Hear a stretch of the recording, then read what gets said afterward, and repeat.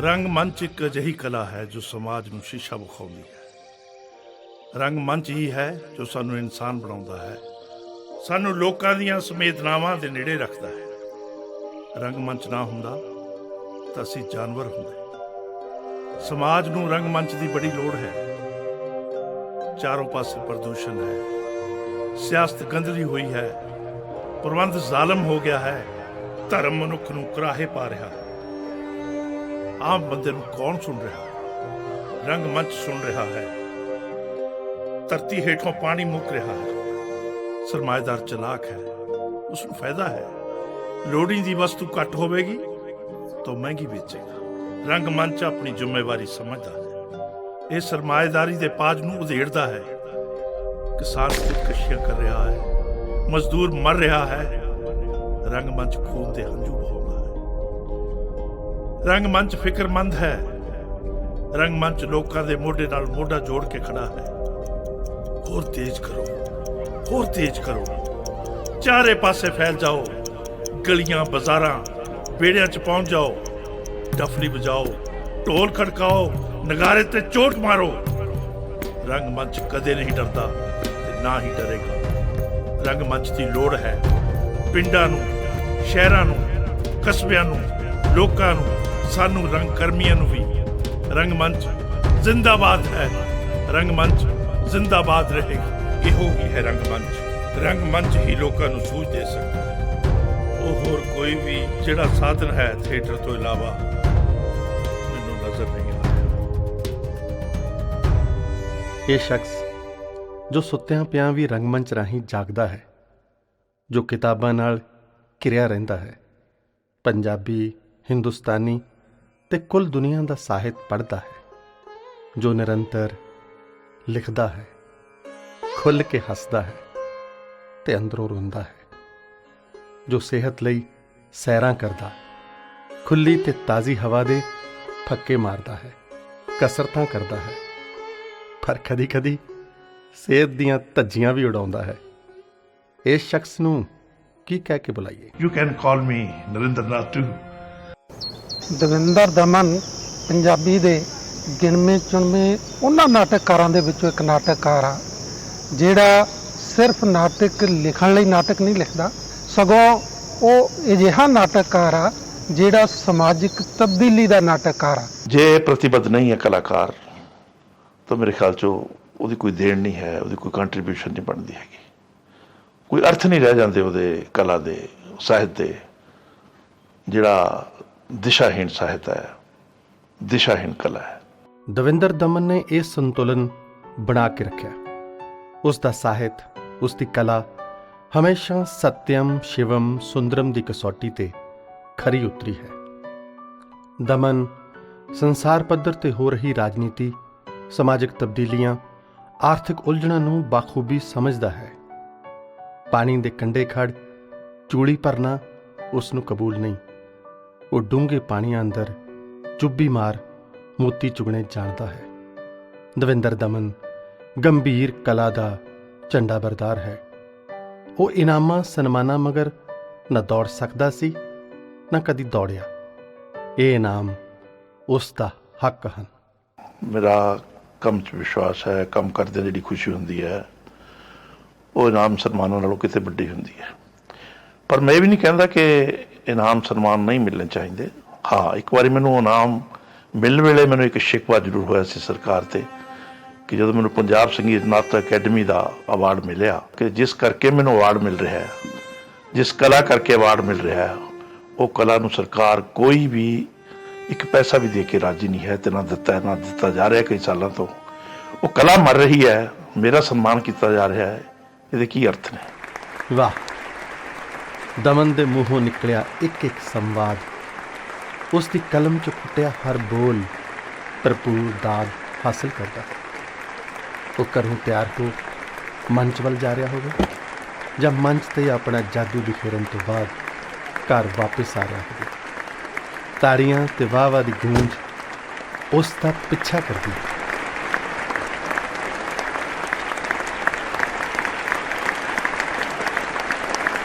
ਦਮਨ ਸਾਹਿਬ ਦੇ ਨਾਲ ਜਦੋਂ ਸਟੇਜ ਤੇ ਹੁੰਦੇ ਸੀ ਤੇ ਇੱਕ ਖਾਸ ਕਿਸਮ ਦਾ ਕੌਨਫੀਡੈਂਸ ਤੁਹਾਡੇ ਨਾਲ ਹੁੰਦਾ ਸੀ।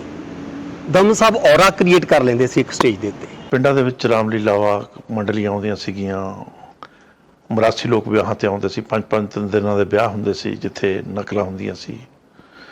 ਫਿਰ ਮੇਰੇ ਪਿੰਡ ਦੇ ਨਾਲ ਇੱਕ ਕਸਬਾ ਹੈ ਭਵਾਨੀਗੜ੍ਹ, ਉੱਥੇ ਪਾਰਸੀ ਥੀਏਟਰ ਕੰਪਨੀਆਂ ਮਹੀਨੇ ਲਈ ਆਉਂਦੀਆਂ ਸੀ ਔਰ ਕਈ ਨਾਟਕ ਖੇਡਦੀਆਂ ਸੀਗੀਆਂ। ਜਦੋਂ ਮੈਨੂੰ ਸਾਹਿਤ ਪ੍ਰਤੀ ਰੁਝਾਨ ਪੈਦਾ ਹੋਇਆ ਤਾਂ ਮੈਂ ਇਪਟਾ ਦੇ ਨਾਲ ਜੁੜ ਗਿਆ। ਇਪਟਾ 'ਚ ਵੀ ਮੈਂ ਬਹੁਤ ਛੋਟੇ ਹੁੰਦੇ ਜੁੜ ਗਿਆ। ਮੈਂ ਇੱਕ ਬੱਚੇ ਦਾ ਰੋਲ ਵੀ ਕਰਿਆ ਕਰਦਾ ਸੀ, ਇੱਕ ਮੁਜ਼ਾਰੇ ਦੇ ਬੱਚੇ ਦਾ ਰੋਲ। ਲੇਕਿਨ ਉਸ ਤੋਂ ਬਾਅਦ ਸ਼ੁਰੂਆਤ ਫਿਰ ਮੇਰੀ ਅਸਲ 'ਚ ਪਟਿਆਲੇ ਆ ਕੇ ਸ਼ੁਰੂ ਹੋਈ, ਜਦੋਂ ਮੈਂ ਫੂਡ ਸਪਲਾਈ ਡਿਪਾਰਟਮੈਂਟ ਦੇ ਵਿੱਚ ਆ ਗਿਆ। ਪਟਿਆਲੇ ਆ ਕੇ ਮੈਂ ਥੀਏਟਰ ਆਰਗੇਨਾਈਜ਼ ਕਰਨਾ ਸ਼ੁਰੂ ਕੀਤਾ, ਜਿਸ ਦੇ ਵਿੱਚ ਮੈਨੂੰ ਓਮਪੁਰੀ ਮਿਲਿਆ। ਉਸ ਤੋਂ ਬਾਅਦ ਮਹੇਸ਼ ਕੌਸ਼ਲ ਆਯੁਰਵੈਦਿਕ ਦਾ ਡਾਕਟਰ ਸੀਗਾ, ਉਹ ਮਿਲਿਆ। ਮਹਿੰਦਰ ਸੰਧੂ ਮਿਲਿਆ। ਇਸ ਤੋਂ ਬਿਨਾਂ ਇੱਕ ਮਹਿੰਦਰੂ ਨਾਂ ਦਾ ਸੱਜਣ ਮਿਲਿਆ, ਉਹ ਵੀ ਆਯੁਰਵੈਦਿਕ ਦਾ ਸੀਗਾ। ਪ੍ਰੋਫੈਸਰ ਬਾਲੀ ਮਿਲੇ, ਜਿਹੜੇ ਬ੍ਰਹਮ ਮਹਿੰਦਰ ਅੱਜ ਕੱਲ੍ਹ ਵਜ਼ੀਰ ਹੈ ਪੰਜਾਬ ਦੇ ਵਿੱਚ, ਇਹ ਵੀ ਉਹਨਾਂ ਮੇਰੇ ਗਰੁੱਪ ਦੇ ਵਿੱਚ ਸ਼ਾਮਿਲ ਸੀਗੇ। ਇਸ ਤਰ੍ਹਾਂ ਕਰਕੇ ਅਸੀਂ ਨਾਟਕ ਮੰਡਲੀ ਇੱਕ ਬਣਾ ਲਈ ਤੇ ਉਹਦਾ ਨਾਂ ਰੱਖਿਆ ਦੀ ਪ੍ਰਗਤੀ ਡਰਾਮਾਟਿਕ ਕਲੱਬ। ਤੇ ਮੈਂ ਆਪਣਾ ਪਹਿਲਾ ਜਿਹੜਾ ਨਾਟਕ ਸੀਗਾ, ਉਹ ਮੇਰੇ ਪਾਪਾ ਕੁਲਵੰਤ ਸਿੰਘ ਵਿਰਕ ਦੀ ਸਟੋਰੀ ਧਰਤੀ ਹੇਠਲਾ ਬਲਦ ਬਾਰੇ ਲਿਖਿਆ ਸੀ ਤੇ ਉਸ ਨੂੰ ਪੰਜਾਬ ਲੈਂਗੁਏਜਸ ਡਿਪਾਰਟਮੈਂਟ ਵੱਲੋਂ ਪਹਿਲਾ ਇਨਾਮ ਵੀ ਪ੍ਰਾਪਤ ਹੋਇਆ ਸੀ। ਤੇ ਸਾਨੂੰ ਬੜਾ ਹੌਸਲਾ ਪੈਦਾ ਹੋਇਆ। ਪਟਿਆਲੇ 'ਚ ਰਹਿੰਦੇ ਮੈਂ ਅਖਬਾਰ 'ਚ ਪੜ੍ਹਿਆ ਕਿ ਪੰਜਾਬ ਤੋਂ ਕੋਈ ਬੰਦਾ ਪਹਿਲਾ ਪੰਜਾਬੀ ਹੈ ਜਿਹੜਾ ਨੈਸ਼ਨਲ ਸੌਫਟ ਡਰਾਮਾ ਦੇ ਵਿੱਚ ਟ੍ਰੇਨਿੰਗ ਲੈ ਰਿਹਾ, ਤੇ ਉਹਦਾ ਨਾਮ ਹੈ ਹਰਪਾਲ ਟਿਵਾਣਾ। ਇੱਕ ਦਿਨ ਅਚਾਨਕ ਮੇਰੇ ਆਫਿਸ ਦੇ ਵਿੱਚ ਇੱਕ ਚਿੱਠੀ ਆਈ। ਉਹ ਚਿੱਠੀ ਹਰਪਾਲ ਟਿਵਾਣਾ ਦੀ ਸੀ, ਜਿਹਦੇ 'ਤੇ ਲਿਖਿਆ ਹੋਇਆ ਸੀ ਉਸਨੇ, my dear Daman, myself and my wife are keen to meet you, please come and join us। ਮੈਨੂੰ ਤਾਂ ਖੁਸ਼ੀ ਦੀ ਹੱਦ ਨਾ ਰਹੀ, ਭੱਜਿਆ ਫਿਰਾਂ ਮੈਂ ਜਾ ਕੇ ਸ਼ਾਮ ਨੂੰ ਉਸ ਸ਼ਖਸ ਨੂੰ ਮਿਲਿਆ। ਮੈਂ ਕਹਿਣਾ ਹੁੰਦਾ ਕਿ ਹਰਪਾਲ ਟਿਵਾਣਾ ਮੇਰੇ ਲਈ ਮੇਰਾ ਮਿਨੀ NSD ਹੈ। ਪਰ ਐਕਟਿੰਗ ਦਾ ਇੱਕ ਸਕੂਲ ਸਾਰੀ ਜ਼ਿੰਦਗੀ ਉਸ ਦੇ ਅੰਗ ਸੰਗ ਵੀ ਵਿਚਰਦਾ ਰਿਹਾ। ਧੜਕਦੀ, ਮਹਿਕਦੀ, ਧੜੱਲੇਦਾਰ ਐਕਟਿੰਗ ਦਾ ਮੁਜੱਸਮਾ ਉਸ ਦੀ ਜੀਵਨ ਸਾਥਣ, ਘੈਂਟ ਪੰਜਾਬਣ ਸ਼੍ਰੀਮਤੀ ਜਸਵੰਤ ਦਮਨ। ਗੁੱਡੀ ਦੀ ਗਰਦਨ ਤੇ ਟਾੜਦੀ, ਲੱਤਾਂ ਬਾਹਾਂ ਵੱਟ ਕੇ ਉਹਨਾਂ ਦੀਆਂ ਸਿਆੜਾਂ ਖੋਲੀਆਂ।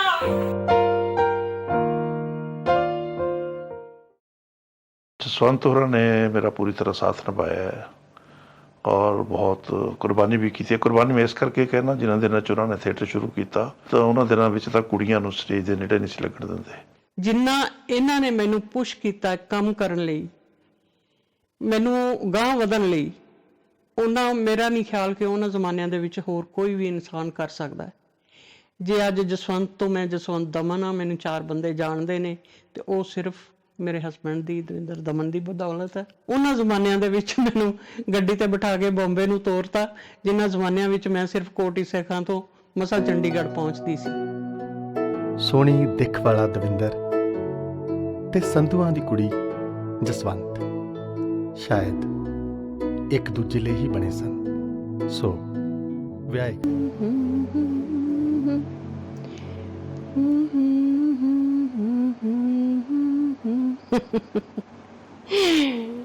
ਸਾਡੇ ਵਿਆਹ ਬਾਰੇ ਤਾਂ ਕੀ ਪੁੱਛਦੇ ਹੋ, ਸਾਡੇ ਵਿਆਹ ਦੀ ਆਪਣੇ ਆਪ ਵਿੱਚ ਇੱਕ ਕਹਾਣੀ। ਜਦੋਂ ਅਸੀਂ ਪਟਿਆਲੇ ਇੱਕ ਦੂਜੇ ਨੂੰ ਮਿਲੇ, ਇਹਨਾਂ ਨੂੰ ਉਹਨਾਂ ਦਿਨਾਂ ਦੇ ਵਿੱਚ ਆਪਣੇ ਪਹਿਲੇ ਪਿਆਰ ਤੋਂ ਤਾਜ਼ੀ ਨਾ ਹੋਈ ਸੀ ਤੇ ਵਿਚਾਰੇ ਬੜੇ ਡਿਸਟਰਬ ਸੀ। ਮੈਂ ਤੇ ਇਹਨਾਂ ਦੀ ਭੈਣ ਸਿੰਘ ਸਭਾ ਸਕੂਲ ਪਟਿਆਲੇ 'ਚ ਇਕੱਠੀਆਂ ਪੜ੍ਹਦੀਆਂ ਸੀ। ਇਹ ਆਪਣੀ ਭੈਣ ਨੂੰ ਲੈਣ ਆਉਂਦੇ ਸੀ। ਉਹਨਾਂ ਦਿਨਾਂ ਵਿੱਚ ਸਰਦਾਰ ਸਜੇ ਹੁੰਦੇ ਸੀ, ਬਹੁਤ ਖੂਬਸੂਰਤ ਜਵਾਨ ਮੁੰਡਾ, ਸਿਰ ਤੇ ਬੜੀ ਸੋਹਣੀ ਪੇਚਾਂ ਵਾਲੀ ਪੱਗ। ਕਦੇ ਉਹ ਪੱਗ ਲੱਥੀ ਹੁੰਦੀ ਤੇ ਜੂੜਾ ਢਿਲਕ ਕੇ ਮੱਥੇ ਤੇ ਡਿੱਗਿਆ ਹੁੰਦਾ। ਸਿੰਘ ਸਭਾ ਸਕੂਲ ਦੇ ਵਿਹੜੇ ਦੇ ਵਿੱਚ ਇੱਕ ਵੱਡਾ ਸਾਰਾ ਦਰਖਤ ਹੁੰਦਾ ਤੇ ਉਹਦੀ ਟਹਿਣੀ ਫੜ ਕੇ ਏਦਾਂ ਖੜੇ ਹੁੰਦੇ। ਬਸ ਵਧੀਆ ਜਿਹਾ ਲੱਗਦਾ ਸੀ। ਮੇਰੇ ਮਾਂ-ਬਾਪ ਮਾਈਗ੍ਰੇਟ ਹੋ ਕੇ ਆਏ ਹੋਏ ਸੀ, ਉਜਾੜੇ ਦੇ ਮਾਰੇ ਹੋਏ ਸੀ, ਉਹਨਾਂ ਨੂੰ ਕੋਈ ਸਪੋਰਟ ਨਹੀਂ ਸੀ ਤੇ ਮੇਰੇ ਫਾਦਰ ਨੂੰ ਧੀਆਂ ਵਿਆਹੁਣ ਦੀ ਕਾਹਲੀ ਸੀ ਤੇ ਮੈਨੂੰ ਆਪਣੇ ਫਾਦਰ ਨੂੰ ਭਾਰ ਤੋਂ ਮੁਕਤ ਕਰਨ ਦੀ। ਇਸ ਲਈ ਜਦੋਂ ਹੀ ਇਹਨਾਂ ਨੇ ਮੇਰੇ ਅੱਗੇ ਆਪਣੀ ਆਪਸ਼ਨ ਰੱਖੀ ਕਿ ਮੈਂ ਤੇਰੇ ਨਾਲ ਵਿਆਹ ਕਰਾਉਣੀ ਚਾਹੁੰਦਾ, ਸਾਰੀ ਜ਼ਿੰਦਗੀ ਬਿਤਾਉਣਾ ਚਾਹੁੰਦਾ, ਤੇ ਮੈਂ ਕੁਛ ਵੀ ਨਹੀਂ ਸੋਚਿਆ, ਇੱਕਦਮ ਹਾਂ ਕਰ ਦਿੱਤੀ ਤੇ ਥੋੜੇ ਦਿਨਾਂ ਵਿੱਚ ਹੀ ਸਾਡਾ ਵਿਆਹ ਹੋ ਗਿਆ। ਵਿਆਹ ਦੀ ਇੰਨੀ ਪੀਲੀ ਕਿ ਪੁੱਛੋ ਕੁਛ ਨਾ। ਘਰ ਵਾਲਿਆਂ ਨੇ ਜਵਾਬ ਦਿੱਤਾ ਜਸਵੰਤ ਦੇ ਨੇ ਕਿ ਇਸ ਦਾ ਵਿਆਹ ਨਹੀਂ ਕਰਨਾ ਸ਼ਰਾਬੀ ਨਾਲ। ਪਰ ਕਿਵੇਂ ਔਖੇ ਸੌਖਿਆਂ ਸਾਡੇ ਇੱਕ ਦੋਸਤ ਸੀਗੇ ਬਲਕਾਰ ਸਿੰਘ ਤੇ ਕੇਰ ਸਿੰਘ, ਮੇਰੇ ਬਰਾਤੀ ਸੀਗੇ, ਉਹਨਾਂ ਨੇ ਕਿਵੇਂ ਨਾ ਕਿਵੇਂ ਮਨਾ ਕੇ ਤੇ ਮੇਰੇ ਪਿਤਾ ਨੇ ਮਨਾ ਕੇ ਜਸਵੰਤ ਦੇ ਪਿਤਾ ਜੀ ਨੂੰ ਰਾਜ਼ੀ ਕਰ ਲਿਆ। ਜੇ ਇਹਨਾਂ ਵਿੱਚ ਇੱਕ दारू ਪੀਣ ਦੀ ਲੱਤ ਨਾ ਹੁੰਦੀ ਤਾਂ ਜੇ ਕੋਈ ਰੱਬ ਹੁੰਦਾ ਹੈ ਤਾਂ ਇਹ ਇਨਸਾਨ ਪੂਰਾ ਰੱਬ ਹੈ। ਮੇਰਾ ਤਾਂ ਖਿਆਲ ਹੈ ਬਚਪਨ ਦੇ ਵਿੱਚ ਕੋਈ ਟੋਕਣ ਰੋਕਣ ਵਾਲਾ ਨਹੀਂ ਸੀਗਾ। ਜਿਹੜੇ ਖੇਤ ਦੇ ਵਿੱਚ ਕੰਮ ਕਰਨ ਵਾਲੇ ਮਜ਼ਦੂਰ ਹੁੰਦੇ ਸੀਗੇ, ਉਹਨਾਂ ਨੇ ਮੈਨੂੰ ਇਹਦੀ ਆਦਤ ਪਾਈ, ਉਹਨਾਂ ਨੇ ਮੈਨੂੰ ਦਾਰੂ ਕੱਢਣੀ ਸਿਖਾਈ। ਛੋਟੇ ਹੁੰਦੇ ਦਾਰੂ ਪੀਣਾ, 8ਵੀਂ ਦੇ ਵਿੱਚ ਇੱਕ ਗਲਾਸ ਦਾਰੂ ਦਾ ਪੀ ਜਾਂਦਾ ਸੀਗਾ, ਘਰ ਦੀ ਕੱਢੀ ਹੋਈ ਦਾਰੂ ਦਾ। ਦੁੱਖ ਭੁਲਾਉਣ ਲਈ ਬਹੁਤ ਵਧੀਆ ਸੀ। ਇਹ ਦੁੱਖ ਕਿੱਥੋਂ ਝੋਲੀ ਪਏ? ਇਹਨਾਂ ਦੁੱਖਾਂ ਦੀ ਫਸਲ ਕਿਸ ਜ਼ਮੀਨ ਅੰਦਰ ਬੀਜੀ ਗਈ? ਕਿਸ ਬੀਜੀ? ਕਿਉਂ ਬੀਜੀ? ਸ਼ਾਇਦ ਇਹਨਾਂ ਸਵਾਲਾਂ ਦੇ ਜਵਾਬ ਇਹਨਾਂ ਰਾਹਾਂ ਦੀ ਮਿੱਟੀ ਤੇ ਉਕਰੇ ਹੋਣ। ਸ਼ਾਇਦ ਇਹਨਾਂ ਗਲੀਆਂ ਵਿੱਚ ਅੱਜ ਵੀ ਕੋਈ ਹੌਕਾ ਸਹਿਕ ਰਿਹਾ ਹੋਵੇ। ਦਵਿੰਦਰ ਉੱਤੇ ਦਮਨ ਕਿਉਂ ਹੋਇਆ? ਉਹ ਦਮਨਕਾਰੀ ਪਾਤਰ ਕੌਣ ਸਨ? ਸ਼ਾਇਦ ਮਿਲੇਗਾ ਜਵਾਬ।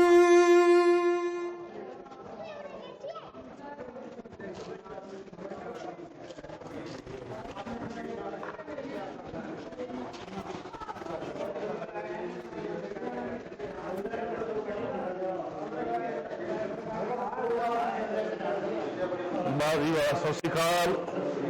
ਲੱਗਿਆ ਹੈ ਮੇਲਾ। ਠੀਕ ਹੈ, ਮਿਲਦੇ ਹਾਂ।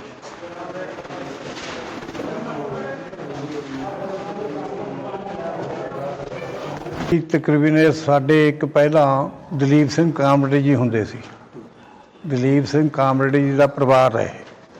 ਉਹਨਾਂ ਦੇ 2 ਬੱਚੇ, ਲੜਕੇ 2 ਲੜਕੀਆਂ ਦੀਆਂ। ਬੜੀ ਲੜਕੀ ਦਾ ਨਾਮ ਗੁਰਦੇਵ ਕੌਰ ਸੀ, ਛੋਟੀ ਦਾ ਸੁਰਿੰਦਰ ਕੌਰ। ਇਹ ਜਿਹੜੇ ਦਵਿੰਦਰ ਜੀ ਨੇ, ਇਹ ਉਹਨਾਂ ਦੇ ਬੜੇ ਲੜਕੇ ਤੇ।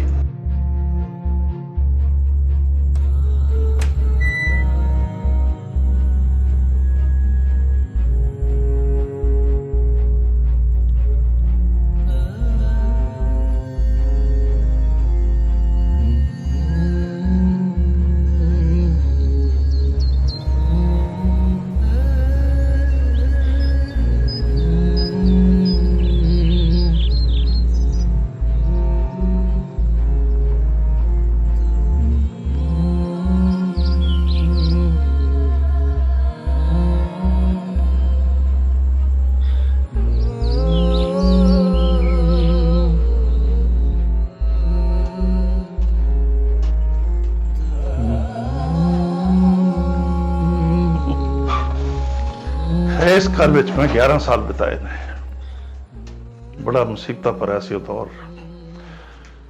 ਮਾਂ ਦੀ ਮੌਤ ਹੋ ਗਈ, ਪਿਤਾ ਮਤਰੇਈ ਮਾਂ ਲਿਆ ਹੈ। ਉਸ ਤੇ ਇੱਕ ਬੱਚਾ ਪੈਦਾ ਹੋ ਗਿਆ। ਉਸਨੇ ਸਾਨੂੰ ਹਟਾਉਣਾ ਚਾਹਿਆ ਜ਼ਿੰਦਗੀ ਚੋਂ, ਤਰ੍ਹਾਂ ਤਰ੍ਹਾਂ ਦੀਆਂ ਜ਼ਹਿਰਾਂ ਦਿੱਤੀਆਂ, ਗੱਲਾਂ ਬਣੀ। ਅਖੀਰ ਕੱਚ ਕੁੱਟ ਕੇ ਸਾਨੂੰ ਖਵਾਉਣਾ ਚਾਹਿਆ। ਮੈਂ ਤੇ ਮੇਰਾ ਭਰਾ ਕੱਚ ਖਾ ਰਹੇ ਸੀ, ਦਲੀਆ ਖਾ ਰਹੇ ਸੀ। ਐਕਚੁਅਲੀ ਉਹ ਹੇਠ ਕੱਚ ਸੀਗਾ। ਮੈਂ ਪਛਾਣ ਲਿਆ। ਮੈਂ ਆਪਣੇ ਭਰਾ ਨੂੰ ਕਿਹਾ ਕਿ ਹੇਠਾਂ ਜਾ ਕੇ ਦੇਖ, ਡਿਊਟੀ ਦੇ ਵਿੱਚ ਦਰਵਾਜ਼ਾ ਬੰਦ ਕਰਕੇ ਨਹੀਂ ਆਇਆ, ਅੰਦਰ ਕੁੱਤੇ ਵੜ ਜਾਂਦੇ ਨੇ। ਉਹ ਹੇਠਾਂ ਚਲਾ ਗਿਆ। ਉਸ ਤੇ ਹੇਠਾਂ ਜਾਂਦੇ ਮੈਂ ਵੀ ਛਾਲ ਮਾਰ ਕੇ ਉਸ ਦੇ ਨਾਲ ਲੜ ਗਿਆ। ਅਸੀਂ ਘਰੋਂ ਭੱਜ ਨਿਕਲੇ। ਬਾਜ਼ਾਰਾਂ ਗਲੀਆਂ ਦੇ ਵਿੱਚ ਹੁੰਦੇ ਅਸੀਂ ਇੱਕ ਤਾਈ ਕੋਲੇ ਜਾ ਪਹੁੰਚੇ। ਮਤਰੇਈ ਮਾਂ ਦਾ ਸਲੂਕ ਇੰਨਾ ਭਿਆਨਕ ਸੀ ਕਿ ਸਵੇਰੇ ਜਗਾਉਣ ਵੇਲੇ ਵੀ, ਸਕੂਲ ਭੇਜਣ ਵੇਲੇ ਉਹਨੂੰ ਡੰਡਾ ਮਾਰ ਕੇ ਉਠਾਉਂਦੀ ਸੀ। ਇੱਕ ਵਾਰੀ ਮੇਰੇ ਫਾਦਰ ਉਹਨੂੰ ਸਮਝਾਉਣ ਦਾ ਯਤਨ ਕੀਤਾ ਜਾਂ ਕਿਸ ਤਰ੍ਹਾਂ ਉਹਦੇ ਵਿੱਚ, ਤੇ ਮੈਂ ਸਾਹਮਣੇ ਸੀਗਾ। ਪਤਾ ਨਹੀਂ ਕੀ ਗੱਲ ਹੋਈ, ਮੇਰੇ ਪਿਤਾ ਰੋਣ ਲੱਗ ਗਏ।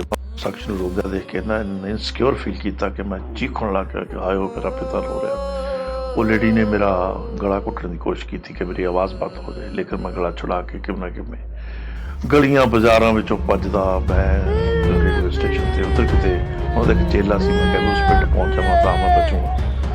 ਸਾਰੇ ਰਸਤੇ 'ਚ ਮੈਂ ਚੀਖਦਾ, ਆਇਓ ਮੇਰਾ ਬਾਪੂ ਰੋ ਰਿਹਾ, ਹਾਏ ਮੇਰਾ ਬਾਪੂ ਰੋ ਰਿਹਾ। ਰਸਤੇ 'ਚ ਰੇਲ ਗੱਡੀ ਦੇ ਨਾਲ ਨਾਲ ਮੈਂ ਲੱਭ ਰਿਹਾ ਸੀ ਰਸਤਾ।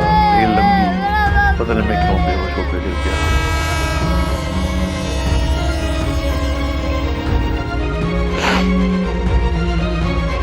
ਬੜਾ ਭਿਆਨਕ ਸੀ ਸਮਾਂ।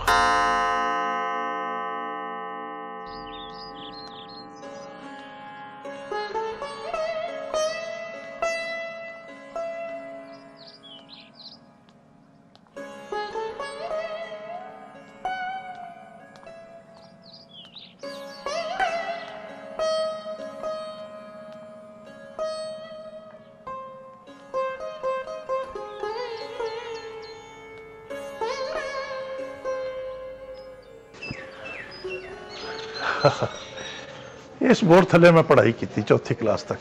ਸਾਡੇ ਇੱਕ ਮਾਸਟਰ ਹੁੰਦੇ ਸੀ ਰਾਮ ਜੀ ਦਾਸ, ਬਹੁਤ ਵਧੀਆ ਮਾਸਟਰ ਸੀਗੇ।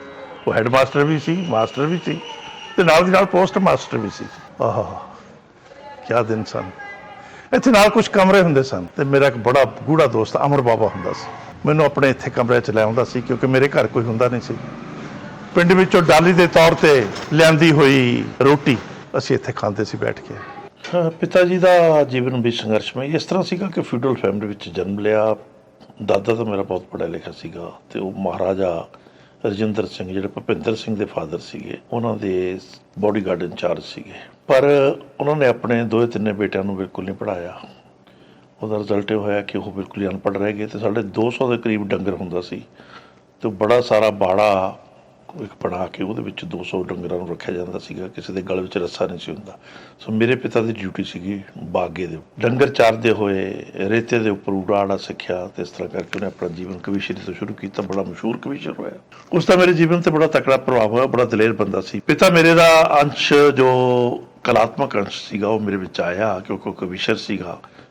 ਉਹਦੀ ਕਵੀਸ਼ਰੀ ਪੜ੍ਹ ਕੇ, ਉਹਦੀਆਂ ਕਿਤਾਬਾਂ ਪੜ੍ਹ ਕੇ, ਰਚਨਾਵਾਂ ਪੜ੍ਹ ਕੇ ਮੈਨੂੰ ਹੌਲੀ ਹੌਲੀ ਕੁਛ ਗਿਆਨ ਹੋਣ ਲੱਗਿਆ, ਤੇ ਸ਼ਾਇਦ ਮੈਂ ਇਸੇ ਕਰਕੇ ਪਹਿਲਾਂ ਗਾਇਕੀ 'ਚ ਗਿਆ। ਗਾਉਣ ਤੋਂ ਬਾਅਦ ਮੈਨੂੰ ਥੀਏਟਰ ਦੀ ਲੱਗਣ ਲੱਗੀ। ਸਾਰੇ ਬਹਿਰੇ ਵੀ ਨਾ ਇੱਕ ਚੱਕਰ ਮਾਰ ਕੇ ਮੁੜ ਕੇ ਸੌ ਕੇ ਉਹ ਵੀ ਸਾਰੇ ਸਨੈਕ ਲੈ ਕੇ ਸ਼ਰਾਬੀਆਂ ਦਾ ਰਸਤੇ ਫੁੱਟ ਪਾਈ। ਤੁਸੀਂ ਸਾਰੀ ਉਮਰ ਪੀਂਦਿਆਂ ਲਗਾ ਹੁਣ ਤੁਹਾਨੂੰ ਪਚਦੀ ਨਹੀਂ। ਆ ਪਾਰਟੀ ਵਿੱਚ ਤਾਂ ਤੁਸੀਂ ਹੱਥ ਬੰਨੇ ਟਪਾ ਦਿੰਦੇ। ਜਿਹੜੇ ਹੱਥ ਬੰਨੇ ਟਪਾ ਹੁਣ ਕੀ ਦੱਸਾਂ ਮੈਂ ਤੁਹਾਨੂੰ। ਉਸ ਦਿਨ ਉਸ ਔਰਤ ਨੇ ਜਨਾਬ ਦੇ ਲੇਖਨੀ ਦੀ ਤਾਰੀਫ ਕੀ ਕਰ ਦਿੱਤੀ। ਉਸ ਦੇ ਨਾਲ ਹੀ ਚਿਪਕ ਕੇ ਬੈਠ ਗਈ। ਕਿਹੜਾ ਨਿਬੜ ਉਸਦਾ ਸ਼ਰੀਫ ਪਤੀ ਵਿਚਾਰਾ। ਮੈਂ ਉਹਨੂੰ ਕੀ ਕਹਿਤਾ, ਮੱਦੇ ਤੱਤੀ ਪੜ ਲਈ।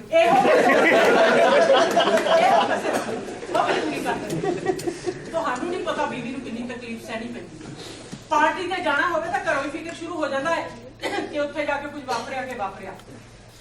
ਵਾਪਸੀ ਤੇ ਡਰਾਈਵ ਕਰਦੇ ਫੇਰ ਖਤਰਾ ਕਿ ਗੱਡੀ ਕਿਸੇ ਚ ਮਾਰੀ ਕਿ ਮਾਰੀ, ਤੇ ਜੇ ਅਗਲੇ ਦਿਨ ਗੱਲ ਸਮਝਾਓ ਤਾਂ ਇੰਗਲਿਸ਼। ਦੇਖੋ ਜੀ, ਮੇਰੀ ਪਹਿਲੀ ਪ੍ਰੈਫਰੈਂਸ ਥੀਏਟਰ ਹੈ। ਅੱਜ ਤੋਂ ਛੋਟੀਆਂ ਮੋਟੀਆਂ ਪਾਰਟੀਆਂ ਹੋਣ, ਘਰ 'ਚ ਕਬਰਿਆ ਵਿਆਹ ਆ ਗਿਆ, ਫਲਾਣਾ ਆ ਗਿਆ, ਜੇ ਮੇਰੀ ਥੀਏਟਰ ਦੀ ਅਪਾਇੰਟਮੈਂਟ ਹੈ ਤਾਂ ਮੈਂ ਪਹਿਲਾਂ ਥੀਏਟਰ ਨੂੰ ਤਰਜੀਹ ਦਿੰਦਾ। ਹਾਂ, ਤੁਹਾਡੇ ਤੇ ਘਰ ਕੋਈ ਬੰਦਾ ਮਰਿਆ ਹੋਵੇ ਪਿਆ ਹੋਵੇ ਤਾਂ ਵੀ ਥੀਏਟਰ ਦੀ ਗੱਲ ਕਰੋਗੇ? ਕਮਾਲ ਹੈ, ਥੀਏਟਰ ਤਰਜੀਹ ਦੇਣ ਵਾਲੀ। ਥੀਏਟਰ ਹੀ ਮੇਰੀ ਜ਼ਿੰਦਗੀ ਹੈ। ਕੱਲ ਤੁਸੀਂ ਕੀ ਕੀਤਾ? ਕੀ ਕੀਤਾ? ਤੁਹਾਡੀ ਭਰਜਾਈ ਦੀ ਮੌਤ ਹੋ ਗਈ ਹੈ, ਕੀਰਤਪੁਰ ਫੁੱਲ ਪਾਉਣ ਜਾਣਾ ਹੈ, ਤੇ ਤੁਸੀਂ ਕੀ ਕੀਤਾ? ਵੇਰ ਗਏ ਵੀ ਮੇਰੀ ਤਾਂ ਤਬੀਅਤ ਨਹੀਂ ਠੀਕ, ਮੈਂ ਨਹੀਂ ਜਾ ਸਕਦਾ, ਤੇ ਪਿੱਛੋਂ ਬੰਦਿਆਂ ਨੂੰ ਮਿਲਣ ਲਈ ਟਾਈਮ ਦੇਤਾ। ਬਈ ਉੱਥੋਂ ਇੰਨੀ ਦੂਰੋਂ ਚੱਲ ਕੇ ਆਉਣਾ ਸੀ, ਉਹਨਾਂ ਨੇ ਟਾਈਮ ਮੈਂ ਦੇ ਬੈਠਿਆ ਸੀਗਾ। ਇੰਨੀ ਦੂਰੋਂ ਚੱਲ ਕੇ ਆਉਣਾ ਸੀ, ਜ਼ਰੂਰੀ ਡਿਸਕਸ ਕਰਨਾ ਸੀ ਥੀਏਟਰ ਬਾਰੇ। ਨੌਜਵਾਨ ਬੰਦੇ ਨੇ ਉਹ ਸਾਡੇ ਬਾਹਰ 'ਚ ਨੇ, ਬਾਹਰ 'ਚ ਨਾ ਮੋਗੇ ਦਾ ਫਿਰ ਉਹ ਰਾਹ ਭੁੱਲ ਜਾਂਦੇ। ਕਰਦੇ ਕੀ ਹੈ ਨਾ, ਮੈਂ ਭੁੱਲੀ ਆ ਥੀਏਟਰ ਨੂੰ। 50 ਸਾਲ ਹੋ ਗਏ ਤੁਹਾਡੇ ਨਾਲ ਮੱਥਾ ਮਾਰਦੀ ਥੀਏਟਰ 'ਚ। ਥੀਏਟਰ ਤੁਸੀਂ ਜ਼ਿਆਦਾ ਥੀਏਟਰ ਕਰਦੇ ਹੋ। ਤਾਂ ਗੱਲ ਸੁਣੋ ਨਾਲੇ, ਹੁਣ ਐਵੇਂ ਨਾ ਬਲੱਡ ਪ੍ਰੈਸ਼ਰ ਵਧਾ ਲਿਓ। ਪਾਣੀ ਲੈ ਕੇ ਆਉਣੀ ਹੈ ਤੁਹਾਡੇ ਲਈ। ਤਲਖੀਆਂ ਬਈ ਇਹ ਵੀ ਜ਼ਿੰਦਗੀ ਦਾ ਹਿੱਸਾ ਹੈ, ਦਿਲ ਲੱਗਿਆ ਰਹਿੰਦਾ। ਅਸਲ ਗੱਲ ਇਹ ਹੈ ਜੀ ਕਿ ਬੱਚੇ ਚਲੇ ਗਏ ਨੇ ਬਾਹਰ, ਹੁਣ ਅਸੀਂ ਦੋ ਹੀ ਰਹਿੰਦੇ ਹਾਂ। ਏਦਾਂ ਹੀ ਰਲ ਮਿਲ ਕੇ ਆਪਸ 'ਚ ਭਿੜ ਭੁੜ ਕੇ ਅਸੀਂ ਰੌਣਕ ਲਾਈ ਰੱਖੀ ਦੀ ਹੈ। ਮੇਰੇ ਬ੍ਰਦਰ ਇਨ ਲਾ ਨੇ, ਮੇਰੇ ਸਭ ਤੋਂ ਵੱਡੇ ਸਿਸਟਰ ਜਸਵੰਤ ਦਮਨ ਉਹਨਾਂ ਦੇ ਹਸਬੈਂਡ ਨੇ। ਉਸ ਹਿਸਾਬ ਨਾਲ ਮੈਂ ਇਹਨਾਂ ਦਾ ਬੱਚਾ ਵੀ ਹਾਂ। ਮੈਂ ਕਿਉਂਕਿ ਛੋਟੇ ਹੁੰਦਿਆਂ ਇਹਨਾਂ ਦੇ ਕੋਲ ਹੀ ਰਹਿ ਕੇ ਪੜ੍ਹਿਆ ਚੰਡੀਗੜ੍ਹ, ਤੇ ਰੋਪੜ ਵੀ ਮੈਂ ਇਹਨਾਂ ਦੇ ਨਾਲ ਹੀ ਹੁੰਦਾ ਸੀ। ਮੈਂ ਇਹਨਾਂ ਨੂੰ ਬੜੀ ਨੇੜਿਓਂ ਵੇਖਿਆ। ਇਹਨਾਂ ਦਾ ਆਪਸੀ ਰਿਸ਼ਤਾ ਵੀ, ਇਹਨਾਂ ਦੇ ਵਿੱਚ ਨੋਕ ਝੋਕ ਹਮੇਸ਼ਾ ਹੀ ਚੱਲਦੀ ਰਹਿੰਦੀ ਸੀ। ਈਵਨ ਉਹਦੇ ਹੁੰਦਿਆਂ ਵੀ ਇਹਨਾਂ ਨੇ ਆਪਣਾ ਇੱਕ ਜਿਹੜਾ ਬਹੁਤ ਵਧੀਆ ਬੱਚਿਆਂ ਨੂੰ ਡਿਵੈਲਪ ਵੀ ਕੀਤਾ, ਤੇ ਆਪਣੀ ਲਾਈਫ ਵੀ ਇਹਨਾਂ ਨੇ ਬੜੀ ਸੋਹਣੀ ਗੁਜ਼ਾਰੀ ਹੈ। ਹੈਲੋ, ਮੈਂ ਕੱਲੀ ਕੁੜੀ ਹਾਂ, ਦਵਿੰਦਰ ਦਮਨ ਦੀ ਐਂਡ ਜਸਵੰਤ ਦਮਨ ਦੀ। ਮੈਨੂੰ ਫਖਰ ਹੋ ਰਿਹਾ ਹੈ ਕਿ ਮੈਂ ਇਹਨਾਂ ਦੀ ਬੇਟੀਆਂ। ਬੱਚੇ ਤੇ ਬੱਚਿਆਂ ਦਾ ਬਾਪ। ਮੈਨੂੰ ਨਹੀਂ ਲੱਗਦਾ ਦੁਨੀਆ ਦਾ ਬਾਪ ਕੋਈ ਏਦਾਂ ਦਾ ਹੋਊਗਾ ਕਿ ਬੱਚਿਆਂ ਦੀ ਕੋਈ ਵੀ ਗੱਲ ਪੁੰਜੇ ਨਾ ਡਿੱਗਣ ਦਵੇ, ਭਾਵੇਂ ਉਸਦੇ ਵਿੱਤ 'ਚ ਹੈ ਤੇ ਭਾਵੇਂ ਨਹੀਂ ਹੈ। ਥੀਏਟਰ ਅਸੀਂ ਸ਼ਾਮ ਨੂੰ ਕਰਦੇ ਸੀ, ਦਿਨੇ ਰੋਟੀ ਕਮਾਉਣ ਲਈ ਮੈਨੂੰ ਇੱਕ ਸਰਕਾਰੀ ਦਫ਼ਤਰ ਵਿੱਚ ਕੰਮ ਕਰਨਾ ਪੈਂਦਾ ਸੀ। ਇਸ ਕਰਕੇ ਥੱਕਿਆ ਹਾਰਿਆ ਟੁੱਟਿਆ ਮੈਂ ਸਟੇਜ ਦੇ ਉੱਤੇ ਪਹੁੰਚਦਾ ਸੀ ਰਿਹਰਸਲ ਲਈ। ਇਹਦੇ ਵਿੱਚ ਬੱਚੇ ਕਈ ਵਾਰੀ ਇਗਨੋਰ ਹੋ ਜਾਂਦੇ ਸੀ, ਔਰ ਬੱਚਿਆਂ ਦੇ ਉੱਤੇ ਥੋੜ੍ਹਾ ਬਹੁਤ ਅਸਰ ਵੀ ਹੋਇਆ, ਉਹਦੇ ਮਨਾਂ 'ਤੇ ਵੀ ਹੋਇਆ।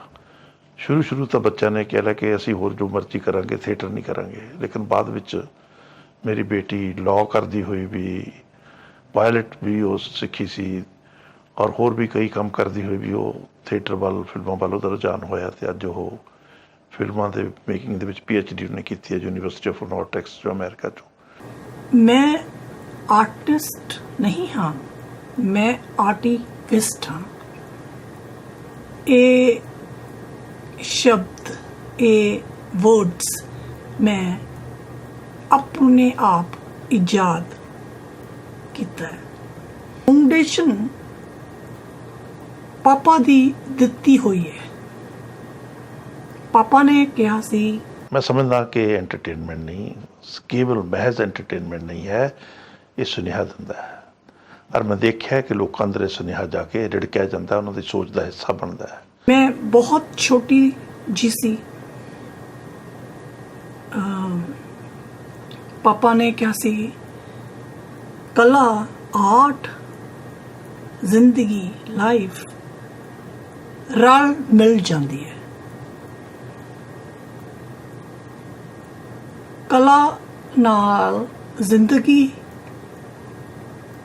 ਤੇ ਜ਼ਿੰਦਗੀ ਨਾਲ ਕਲਾ ਹੁੰਦੀ ਹੈ। ਉਹਨਾਂ ਨੇ ਕਿਹਾ ਸੀ ਕਿ ਕਲਾ ਬਹੁਤ ਬਰੂਟਲੀ ਸੱਚ ਹੋਣੀ ਚਾਹੀਦੀ ਹੈ, ਬਰੂਟਲੀ ਈਮਾਨਦਾਰ ਹੋਣੀ ਚਾਹੀਦੀ ਹੈ, honest ਹੋਣੀ ਚਾਹੀਦੀ ਹੈ। and entertainment is dangerous. ਕਲਾ entertainment ਤਾਂ ਹੋਵੇ, ਉਹ ਉਸਦੀ ਪਰਪਸ ਹੋਣੀ ਚਾਹੀਦੀ ਹੈ। ਮੈਨੂੰ ਇੱਕ ਗੱਲ ਸਮਝ ਨਹੀਂ ਆਉਂਦੀ ਕਿ ਜਿਹੜਾ ਬੰਦਾ ਇੰਨਾ ਸਿਆਣਾ ਹੋਵੇ, ਉਹਨੂੰ ਪਤਾ ਹੋਵੇ ਵੀ ਇਹ ਮੇਰੀ ਸਿਹਤ ਵੀ ਖਰਾਬ ਕਰ ਰਹੀ ਹੈ, ਮੇਰੀ ਫੈਮਿਲੀ ਲਾਈਫ ਵੀ ਡਿਸਟਰਬ ਕਰ ਰਹੀ ਹੈ, ਤੇ ਕੀ ਐਸੀ ਚੀਜ਼ ਹੁੰਦੀ ਹੈ ਇਹਦੇ ਵਿੱਚ ਕਿ ਬੰਦਾ ਸਾਰੀ ਉਮਰ ਉਹ ਦਾਰੂ ਨਹੀਂ ਛੱਡ ਪਾਉਂਦਾ। ਸਿਰਫ ਇੱਕ ਦਾਰੂ ਲਈ ਮੈਂ ਕਦੇ ਇਹਨੂੰ ਸਾਰੀ ਜ਼ਿੰਦਗੀ ਮਾਫ ਨਹੀਂ ਕਰ ਸਕੀ। ਮੈਂ ਬੜੀ ਕੋਸ਼ਿਸ਼ ਕਰਦੀ ਹਾਂ ਕਿ ਮੈਂ ਇਸ ਨੂੰ ਮਾਫ ਕਰਾਂ। ਜੇ ਪੈਗਾ ਹੱਥ 'ਚ ਫੜਦਾ ਬੈਸਟ, ਨਾ ਕਵਾਂਗੇ ਨਾ ਪੀ, ਲੇਕਿਨ ਜ਼ਿੰਦਗੀ 'ਚ ਇੰਨਾ ਕੁਛ ਇੱਕ ਦਾਰੂ ਕਰਕੇ ਖੋਇਆ ਹੈ, ਇੰਨਾ ਕੁਛ ਇੱਕ ਦਾਰੂ ਕਰਕੇ ਵਾਪਰਿਆ ਕਿ ਮੈਂ ਚਾਹੁੰਦੇ ਹੋਏ ਵੀ ਹੁਣ ਵੀ ਜਦ ਤੱਕ ਕਦੇ ਹੱਥ 'ਚ ਫੜਦੇ ਆ, ਉਹ ਨਹੀਂ ਪੀਂਦੇ ਵੀ ਨਹੀਂ, ਕਦੀ ਕਦਾਈ ਪੀਂਦੇ ਆ, ਫਿਰ ਵੀ ਅੰਦਰੋਂ ਦਿਲ ਨਹੀਂ ਮੰਨਦਾ ਕਿ ਇਹਨੂੰ ਕਹਾਂ ਕਿ ਜਾ ਤੈਨੂੰ ਮਾਫ ਕੀਤਾ, ਪੀ, ਨਹੀਂ ਕਹਿ ਸਕਦੀ। ਕਾਫੀ ਭਾਵਕ ਸੀ। ਸਾਰਾ ਨਾਟਕ ਹੀ ਜਜ਼ਬਾਤੀ ਹੈ। ਤੈਨੂੰ ਇਸ ਤਰ੍ਹਾਂ ਨਹੀਂ ਜਾਪਦਾ ਜਿਵੇਂ ਥੀਮ ਹੁਣ ਕੁਝ ਪੁਰਾਣਾ ਹੋਵੇ? ਮਤਲਬ ਕਿ ਉਜਾੜੇ ਦੀ ਇਹ ਵੰਡ ਦੀ ਗੱਲ ਪੁਰਾਣੀ ਹੋ ਗਈ। ਹੁਣ ਵੱਡਾ ਤੇ ਉਜਾੜੇ ਹੁਣ ਹਟ ਗਏ। ਮੈਂ 47 ਦੀ ਵੰਡ ਮੈਂ ਥੀਮ ਦੇ ਨਵੇਂ ਜਾਂ ਪੁਰਾਣੇ ਹੋਣ ਦੀ ਗੱਲ ਕਰ ਰਹੀ ਹਾਂ। 47 ਹੋਵੇ ਜਾਂ 97, ਇਸ ਨਾਲ ਕੀ ਫਰਕ ਪੈਂਦਾ ਹੈ? ਵੰਡ 47 ਤੇ ਆ ਕੇ ਤਾਂ ਨਹੀਂ ਰੁਕ ਗਈ। ਫਿਰ ਪਾਕਿਸਤਾਨ ਦੀ ਮੁੜ ਵੰਡ, ਰੂਸ ਦੀ ਵੰਡ, ਪੂਰਬੀ ਯੂਰਪ ਦੀ ਵੰਡ, ਅਫਰੀਕਨ ਮੁਲਕਾਂ ਦੀ ਵੰਡ, ਮੁਲਕਾਂ ਦੇ ਅੰਦਰ ਉਜਾੜੇ, ਮੁਲਕਾਂ ਦੇ ਬਾਹਰ ਉਜਾੜੇ, ਹਰ ਰੋਜ਼ ਧਰਤੀ ਰਿਫਿਊਜੀ ਕੇ ਭਾਰਤ ਵਿੱਚ ਤਬਦੀਲ ਹੋ ਰਹੀ। ਫਿਰ ਵੰਡ ਦਾ ਥੀਮ ਪੁਰਾਣਾ ਕਿਵੇਂ ਹੋ ਗਿਆ? ਤੇਰਾ ਮਤਲਬ ਹੈ ਕਿ ਥੀਮ ਪੁਰਾਣਾ ਨਹੀਂ? ਕਾਸ਼ ਕੇ ਪੁਰਾਣਾ ਹੋ ਜਾਵੇ। ਭੁੱਲ ਜਾਣ ਲੋਕੀ ਵੰਡਾ, ਭੁੱਲ ਜਾਣ ਲੋਕੀ ਉਜਾੜੇ, ਪਰ ਅਜੇ ਤਾਂ ਵਸਣ ਤੋਂ ਪਹਿਲਾਂ ਹੀ ਉਜੜ ਰਹੇ, ਵਾਰ-ਵਾਰ ਉਜੜ ਰਹੇ। ਪਾਸ।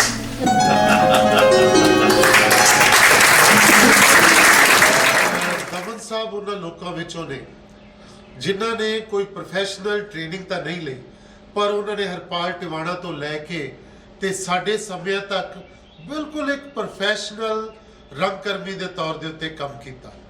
ਧਰਤੀ ਹੇਠਲਾ ਬੌਲਦ ਤਾਂ ਕਹਾਣੀ ਸੀ ਜਿਹੜੀ ਮੈਂ ਅਡੈਪਟ ਕੀਤੀ ਵਿਰਕ ਦੀ, ਲੇਕਿਨ ਮੇਰਾ ਪਹਿਲਾ ਜਿਹੜਾ ਨਾਟਕ ਸੀਗਾ ਉਹ ਸੀ ਧਰਤੀ ਮਾਂ ਹੈ।